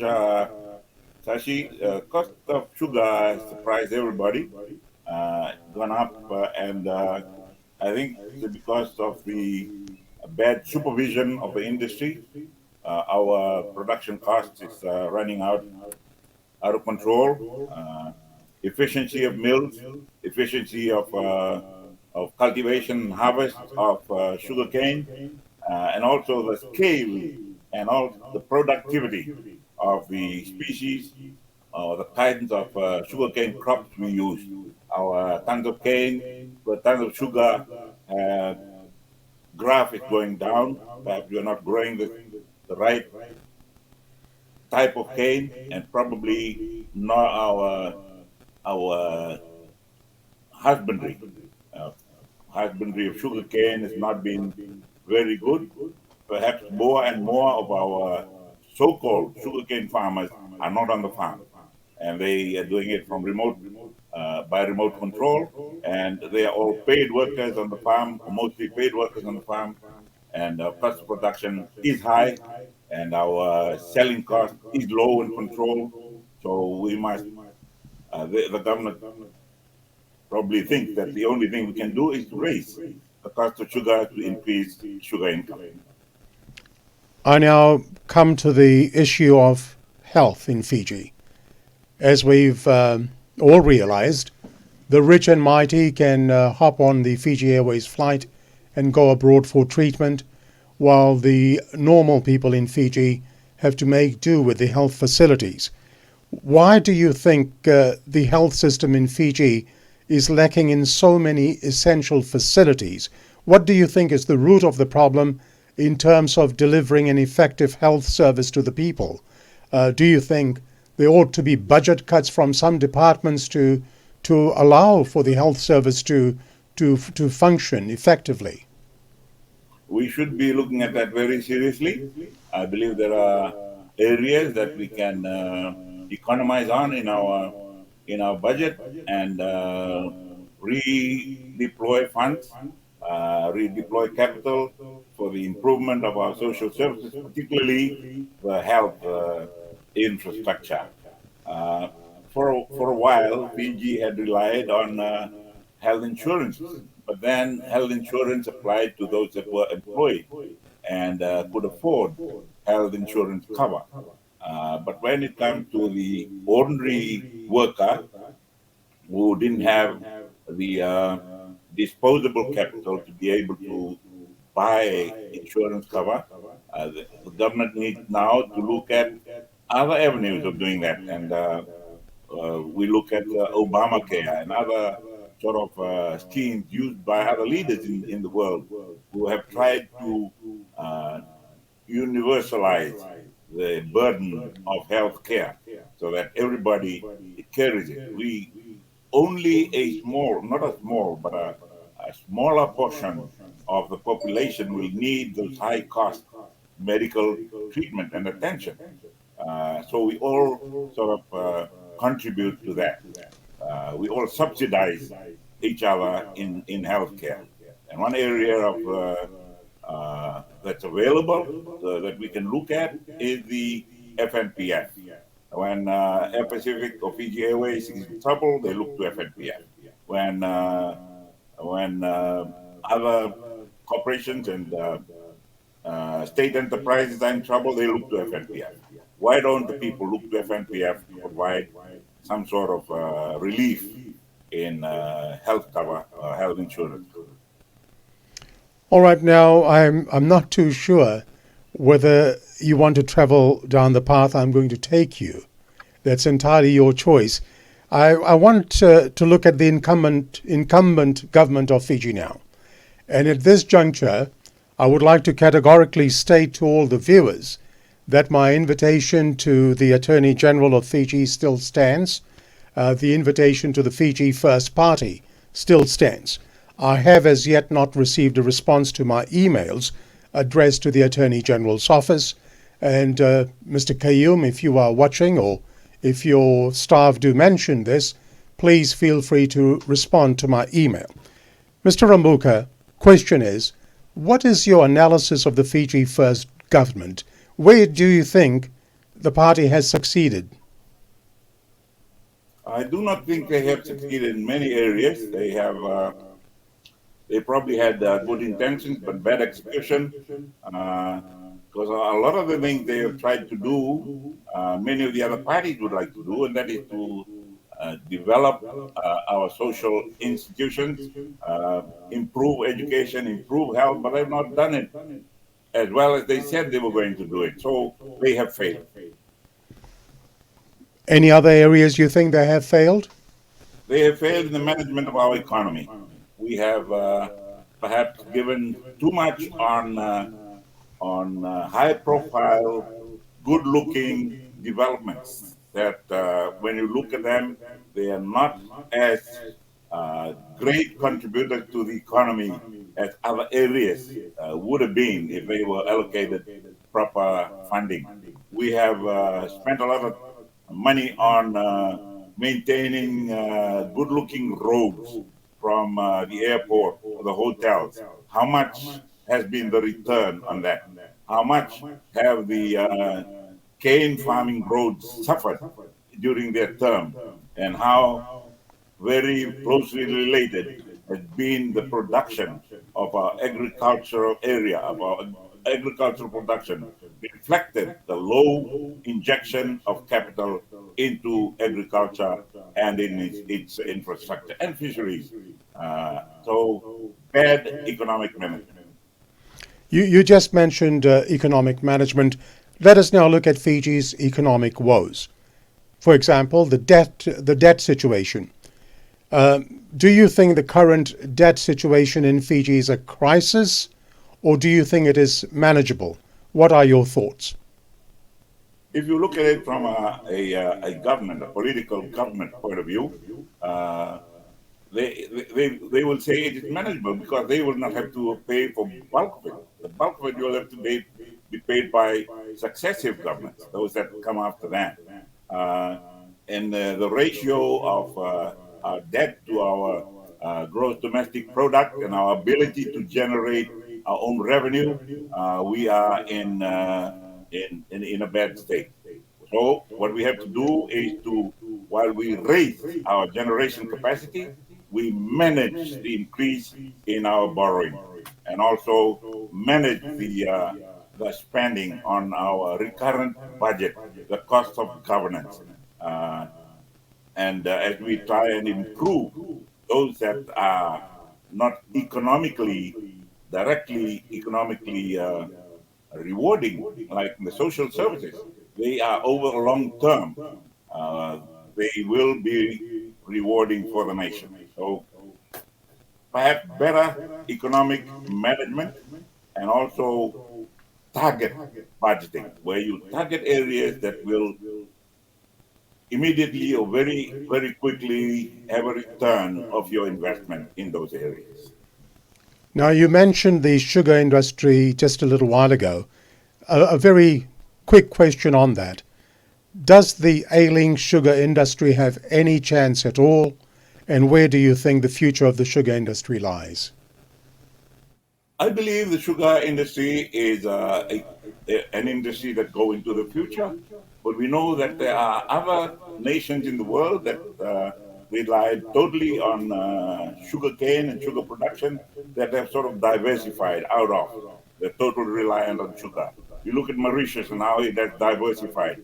You look at Taiwan, that are a very high sugar producer, who have diversified. And Fiji can also do that, rather than concentrating and continuing to slog this aging horse.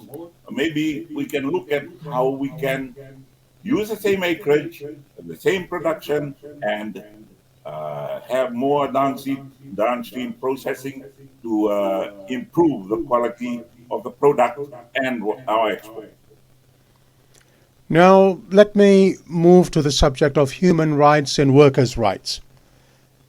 As an effect of the military coups, there have been many allegations of gross human rights abuses in Fiji, most of them implicating the military. There have also been deaths in custody, and some people have had their civic and civil rights violated. How would you address such atrocities leveled at Fiji's own citizens if you and your party formed government? Well, we have the law enforcement agencies, we have the police, we have our director of public prosecutions, we have the courts that should be looking at those things very, very objectively. It is an indictment of a country when you have those basic rights abuses that are highlighted in the press, and they will be highlighted in the press, probably exaggerated in some cases, but it is up to the investigative and the justice aspects of law enforcement to be more vigilant. Justice, we know, must not only be timely, it must be seen, and it must be convincing and confidence inspiring on its people. I'll come back to the media in Fiji in a short while. Moving on, the trade union movement, once a strong mouthpiece for the workers, have now had their activities curtailed in more ways than one.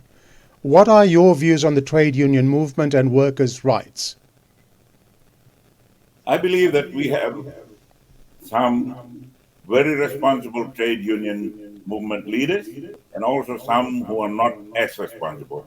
And it is not until you revive the tripartite forum where you can cross-educate, you can get the labor movement to educate the government, educate the employers. They all cross-educate, and we come to understand each other.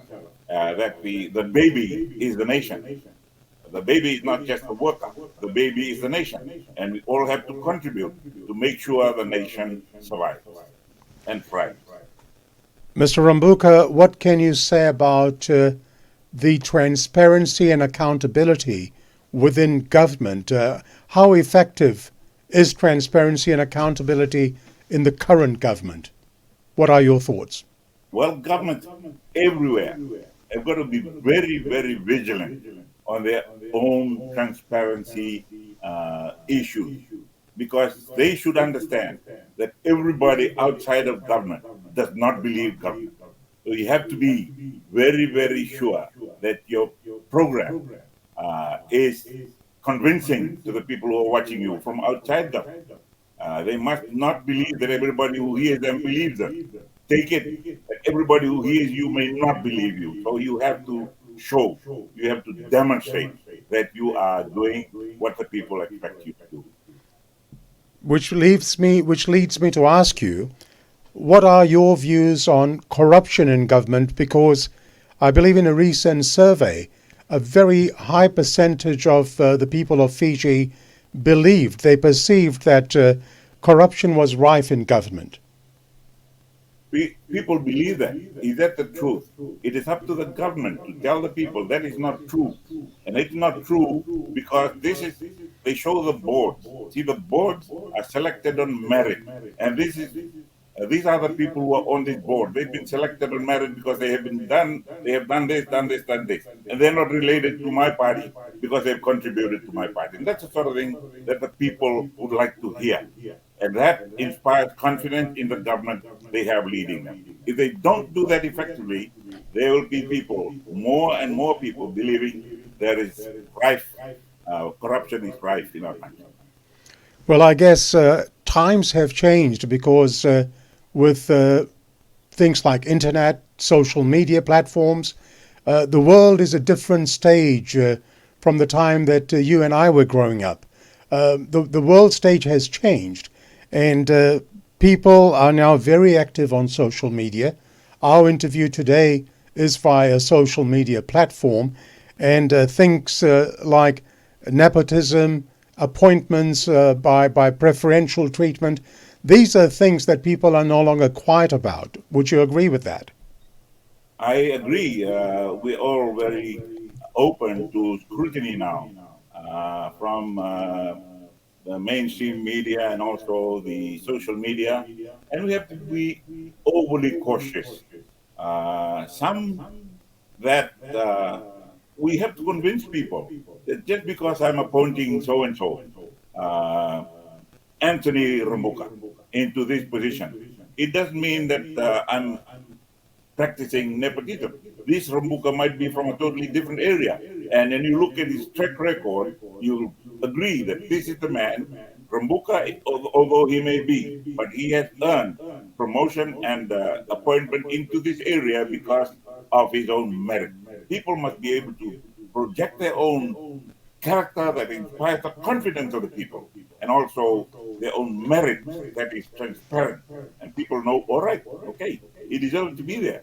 He has done this, done that. We have seen him perform in other roles before, and it's been beyond reproach. Now, let us look at the concept of democracy. For many, the first time that the coup happened on 14 May 87, democracy got raped in Fiji. But we move on. There have been further coups, and democracy has different meanings to different people. My question to you this afternoon, sir, is, do you think there's a climate of fear and apprehension in Fiji today? And if so, why? There's probably fear because people perceive an affinity between the government, the political government, and the law enforcement agencies. And if the people have to be confident that they will run their separate tracks, the government will run along this, and the only check and balances that they'll have to face will be the ballot box. And government law enforcement agencies support the government of the day. When the people are convinced that that will continue, that they will have confidence in the nation. When they perceive that there is some hand in glove activities going on, or understanding that they believe that, oh, perhaps our democracy is not really true. You mentioned the media a little while ago, and let me state that many of my former colleagues in the Fiji media have had their freedom of speech curtailed in more ways than one that they'd like to express. You mentioned investigative reporting and things of that nature. Well, let me suggest that investigative reporting and bombshell news no longer exists in Fiji for fear of a number of things. What are your views on media freedom, and what would you do, or your party, if they form government, to allow the Fourth Estate to report on news and current affairs without fear or recrimination? Well, I think that people in government should not fear investigative reporting, investigative journalism, because even those journalists will have to stand up and support what they say in the media in a court of law, because it works both ways. If I don't agree with what you're saying about me, I can take you to court, and it's up to the court to say whether what you're saying is true or not. And if what you're saying is true or not, that then takes up the prosecution on the allegations rather than just defamation or libel and things like that. Under your government, if you formed government, can we see media in Fiji changing to what it used to be, given that you have the judiciary, etc., to adjudicate if there's any wrong reporting or defamation and things like that? Only then can we say that we have real democracy. Without Which freedom, without freedom of expression, without freedom of the media, and freedom of speech, etc., there is no democracy. So let me now ask you, do you think democracy is alive in Fiji? Because let me add something. When I try to invite people on Sashi Singh's talking point, look, there are some very, very intelligent, well-informed people in Fiji who I'd love to talk to. But they have this apprehension, they have this fear of speaking. So my question to you, sir, is democracy alive in Fiji today? Perhaps people believe it is not. And I believe it is not alive because so many people fear what is now here. If you fear what is here, it means you don't believe what should be here is here. And democracy gives you all that freedom, the freedom from fear. Fair enough. Now let me seek your views, and we have just a few more questions to go. Let me seek your views on electoral issues. Firstly, and I've asked this of other political figures who've appeared on my program. So firstly, what are your views on the office of the Supervisor of Elections, independence or otherwise? Your views, please. So far, we have found him independent. We have suggested, our latest suggestion was to make accessibility of the voter registration and changes in registration to be more, the facilities to be more accessible. Yesterday I was told that some people coming in for changes in that card were not allowed in because they didn't have vaccination cards. I do not know the truth, but I will find out. And I've asked my office, the party office, to seek clarification. And if that is the truth, that people who have not been vaccinated cannot go and correct their cards, then we must ask for a workable solution. The product required is a card, a new card for a voter, and he has the right to be voting. And if that's not facilitated by some health restrictions, why don't we find a bypass? Sorry, that's a bad word. Why don't you find a way in which an unvaccinated person can still change their card by providing for it at the office? Now, are you saying you have confidence in the Supervisor of Elections? I have worked with him, and I have not seen him. He's only working according to the law that's given to him to work with, and that is given to him by the legislature, which is Parliament. Okay. Now, looking ahead to the 2022 or January 2023 elections, how do you gauge the electorate? What do you think is the mood in the electorate?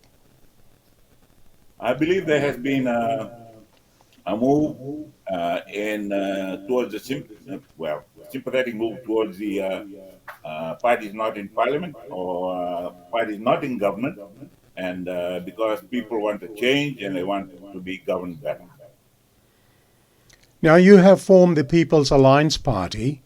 How divided do you think the Itoke vote is, and what impact will it have on the election outcome? We will be divided politically. We have common issues, and because of the structure of the Hunt system and the formula that we have used, particularly the threshold of 5% for the parties to overcome before they can be reckoned in the counting, it would make it very, very sad for us to have too many political blocks. We have the People's Alliance is recently established. We had worked with some of the political parties before, but they have gone into smaller pre-election coalition understanding. While we are continuing on our own, we have had that relationship established with the National Federation Party in the pre-1997 enactment of the Constitution days, where we had an understanding, and we went through 99 elections as coalition partners, and we exchanged preferences in the election. That system is no longer there, but our sentiments are the same and continue to be the same. It's established by the chiefs, it's established by Jairam Reddy when he went to the council chiefs, it's established by Jairam Reddy and Rabuka as they worked towards the establishment of the 1997 Constitution, which sadly is no longer in force. Sadly. Now, how free and fair do you think the elections will be? We tried to bring that to court, and that was the avenue available to us. But the court ruled that the witnesses we were relying on could not be admitted. So it was no longer within the control of the electoral authorities because it had gone to the court. So I believe that if people are allowed to take it to the court and the court to run free and fair, then there should be no problem. At the moment, I believe I am confident that the election will be free and fair. We will just have to get ourselves ready, get all our voters registered, make sure they know where they are supposed to be voting. But the problem, the free and fair element comes before the vote, whereby when you're making it difficult for people to vote by restricting avenues for them to ensure that they have a proper card, the way in which they can get a birth certificate to support their change of name, to say that this is my real name, particularly married women who have to go revert to their pre-marriage name, their family names on their birth certificate. make those available, make them accessible. Then you can have and tell the people that you have had a free and fair election. Mr. Rabuka, looking at, pardon, sorry, go ahead. I said, before you can ensure that those avenues are open and are fair, you cannot say that you have had a fair election on the SRB. I like the point you make that the free and fair part must start well before the actual elections. Correct. And that is to facilitate people to register themselves, to ensure that the true spirit of democracy is not only on paper, but it's played out in reality. Which brings me to the next point. Mr. Rabuka, looking at the challenges facing Fiji, what do you think is the greatest challenge facing the country in 2022? The biggest challenge for us is governance. We need to be governed properly. We have the potential to be a great nation, and if we are governed properly, we'll regain the confidence of the people to be more productive. And that's part of the values that we have as our political party. We need to ensure that we provide the platform and the avenues for people to be able to realize their full potential. Now, looking at the People's Alliance Party, if you and your party formed government, what immediate changes would you bring? The biggest thing, well, first of all, we will have to have a mini budget because we will have to capitalize our budget. The requirement now is for us to show, when we announce our manifesto, to show how we're going to raise the revenue to finance those manifesto items. So accepting the fact that the election will be held in between two budgets, or during the budget brought into place by our predecessor, we will have to have a mini budget, and that would be the first thing to do, and rechart the economic journey of the country of Fiji. That is the first priority. Now, what confidence can you give to the general population in Fiji that there will not be any racial violence post-election? I cannot, I'm hoping for that. If there is any racial violence, it certainly be not from my party, because my party is a multiracial party, and we have the composition and the list of candidates that we have received reflects that, and we would like to assure all races that we will not be responsible for instigating or supporting any interracial upheaval. Now, are there any possibilities that the People's Alliance Party may form a coalition with any other political party? There is talk, or there's some rumors that you may form a coalition with the National Federation Party.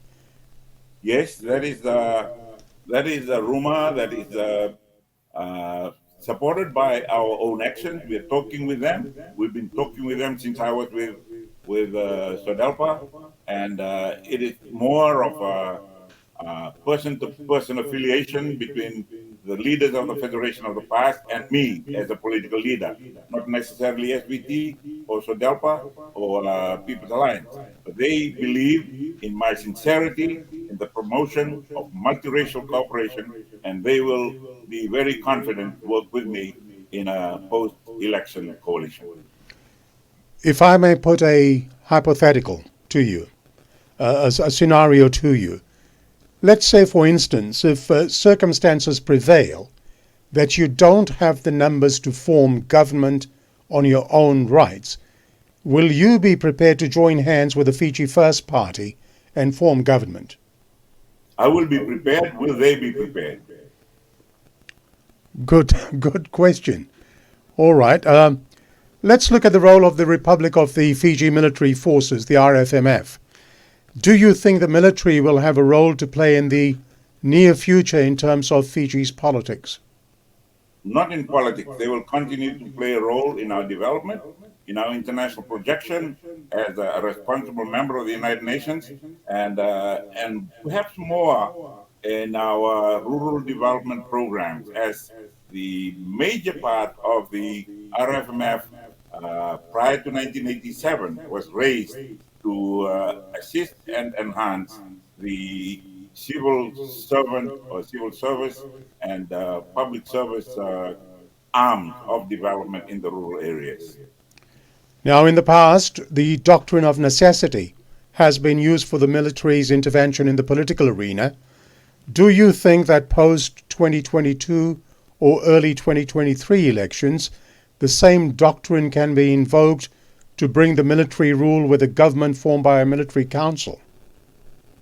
I believe there is no role for the doctrine of necessity to be effected that way.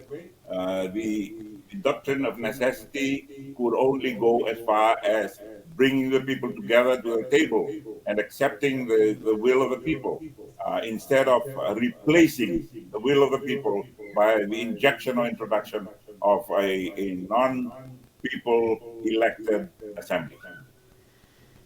We're coming towards the end of our program. I know you've sacrificed your time, and I apologize if I've taken your lunchtime away from you. I'm very appreciative of your time. Now, let me ask you about Rabuka v. Bainimarama.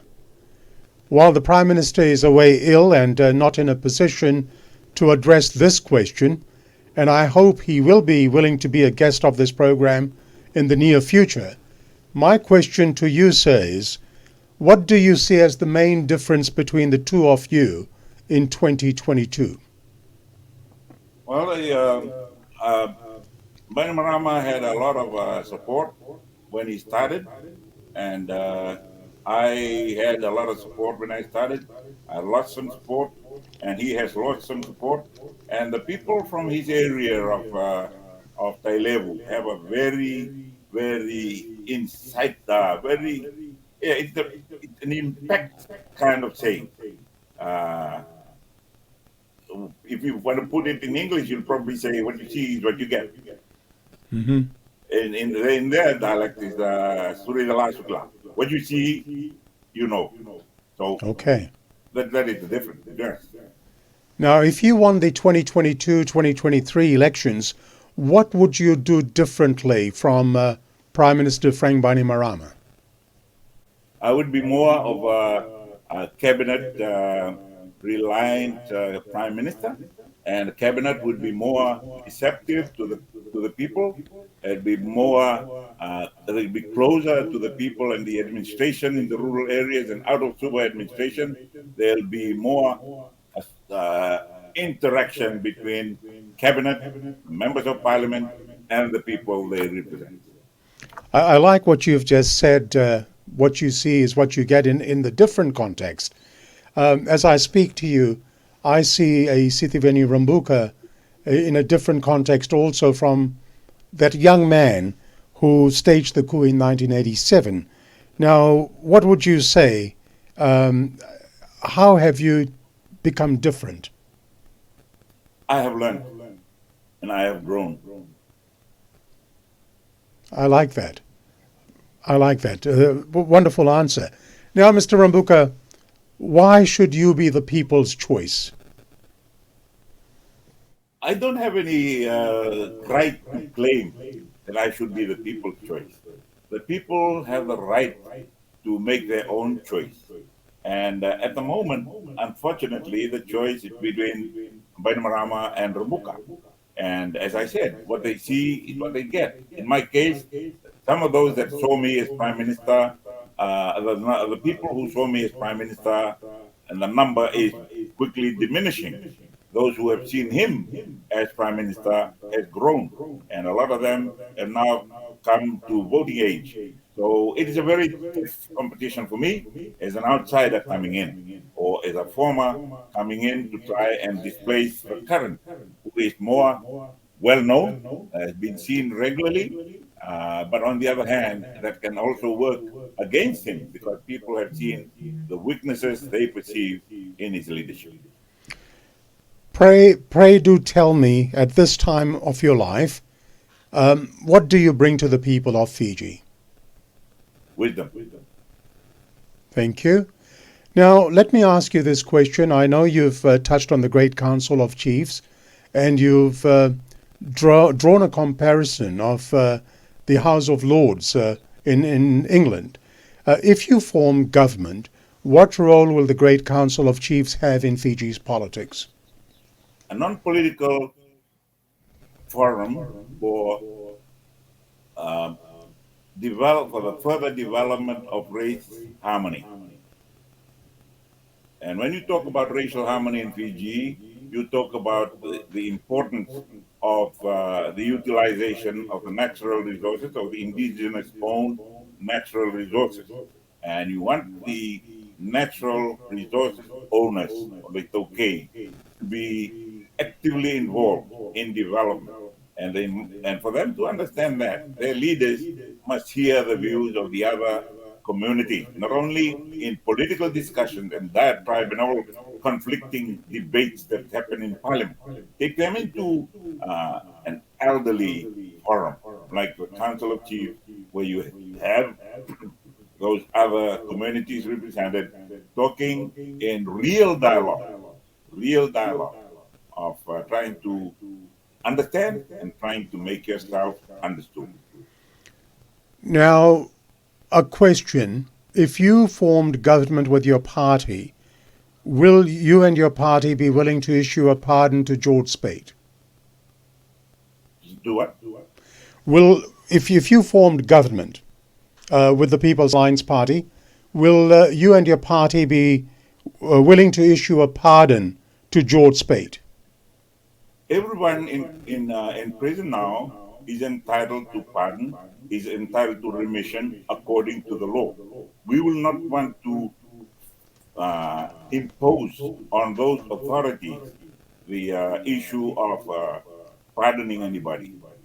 It must take its course. If they have served the mandatory period of their imprisonment and they're now entitled to be considered by the prerogative of Mercy Commission, they should be.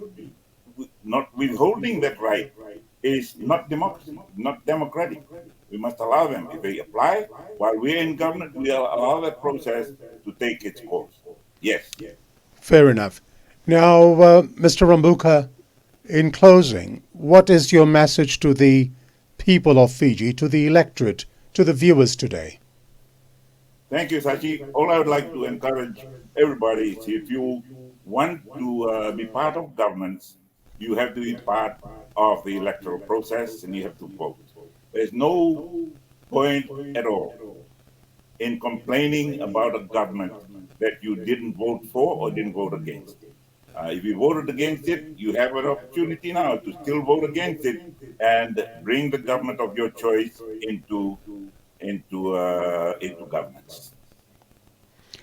Well, Mr. Sitiveni Rabuka, former Prime Minister of Fiji and leader of the People's Alliance Party, let me say it's been an absolute delight in speaking to you. I have thrown you a number of questions today, and I've noted, sir, that you've spoken without reference to any material. You've come out very forthright, and it's been an absolute delight in discussing with you questions and also perhaps reflecting on some very uncomfortable areas of discussion. I at times felt uncomfortable asking those things, but these are discussions that had to happen, I believe, this year as we head towards very interesting times for Fiji. Let me say to you that I initiated this program for the simple reason that people in Fiji have a forum where they can sit in peace without fear or recrimination and watch and listen to people like your good self speak openly about issues in Fiji. And hopefully, together we can all bring about very positive changes for the country we love, and that is our Fiji. May I take this opportunity, Mr. Rabuka, in extending an open invitation to you and to your party's delegates to appear in this program as Fiji gets ready for the elections, the forthcoming elections. So if any time you feel there's other party members, I'd love to talk to Linda, for example, and once you announce your candidates, I'd definitely like to talk to some of them as well. So please feel free to take that invitation on board. Thank you very much, Sashi. I welcome that open invitation, and I'm sure many of those that are aspiring to be candidates would like to have the opportunity of talking to you, and thereby expressing their views to the many viewers you have on your program. Vinawale Saka, and I honestly thank you. A big dhanyavad to you.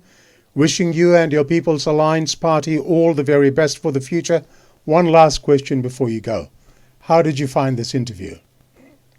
I found it very challenging. I found it very intelligent, very insightful, and also in depth. And I like it because for me, it is a release. I've been carrying a lot of age.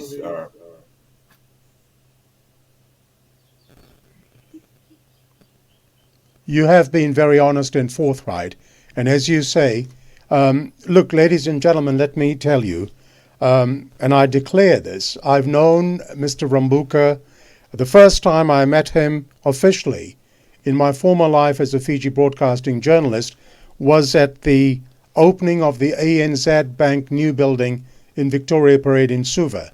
And you officiated at that opening, sir, and I was doing the live broadcast. Since then, over the years, we have met on a number of times. And even whilst I've been overseas, when I've returned to Fiji, we've shared a couple of social drinks, etc. at the golf club.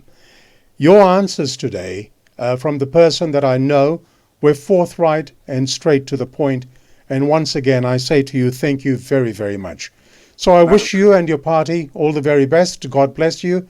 Have a very enjoyable remainder Sunday afternoon. And like I said, all the very best to you. I'll be on the boat tonight to go to Bonolevu for a family gathering. It's a sad gathering of a funeral. But yes, I enjoyed this afternoon very, very much. And you didn't delay lunch. We had that early lunch so that we could make time for your program. Savanaka Kemni, thank you so much, and safe journeys to Vanuatu on what is a sad journey indeed. I thank you once again. And ladies and gentlemen, in the interest of fairness, I repeat that I have extended an invitation to the Attorney General, Mr. Iyaz Sayed Qayyum, to participate in this program. And so far, I have not had a response. In fairness, we know that he too has been for medical treatment overseas. Hopefully, the Attorney General or someone in the current government will agree to participate in Sashi Singh's talking point in the near future. Well, that is all for episode 6 on Sashi Singh's talking point. A big thank you to my regular contributor, Nikhil Singh, for his input in the program today. I would also like to thank Dev Chopra for all his assistance and cooperation in the graphic designing of our posters and for the on-screen image. To my technical producer, Vince Shandel, a very big thank you to you as well. And to you, the viewers, I would also like to extend a very big thank you to you for watching the program today.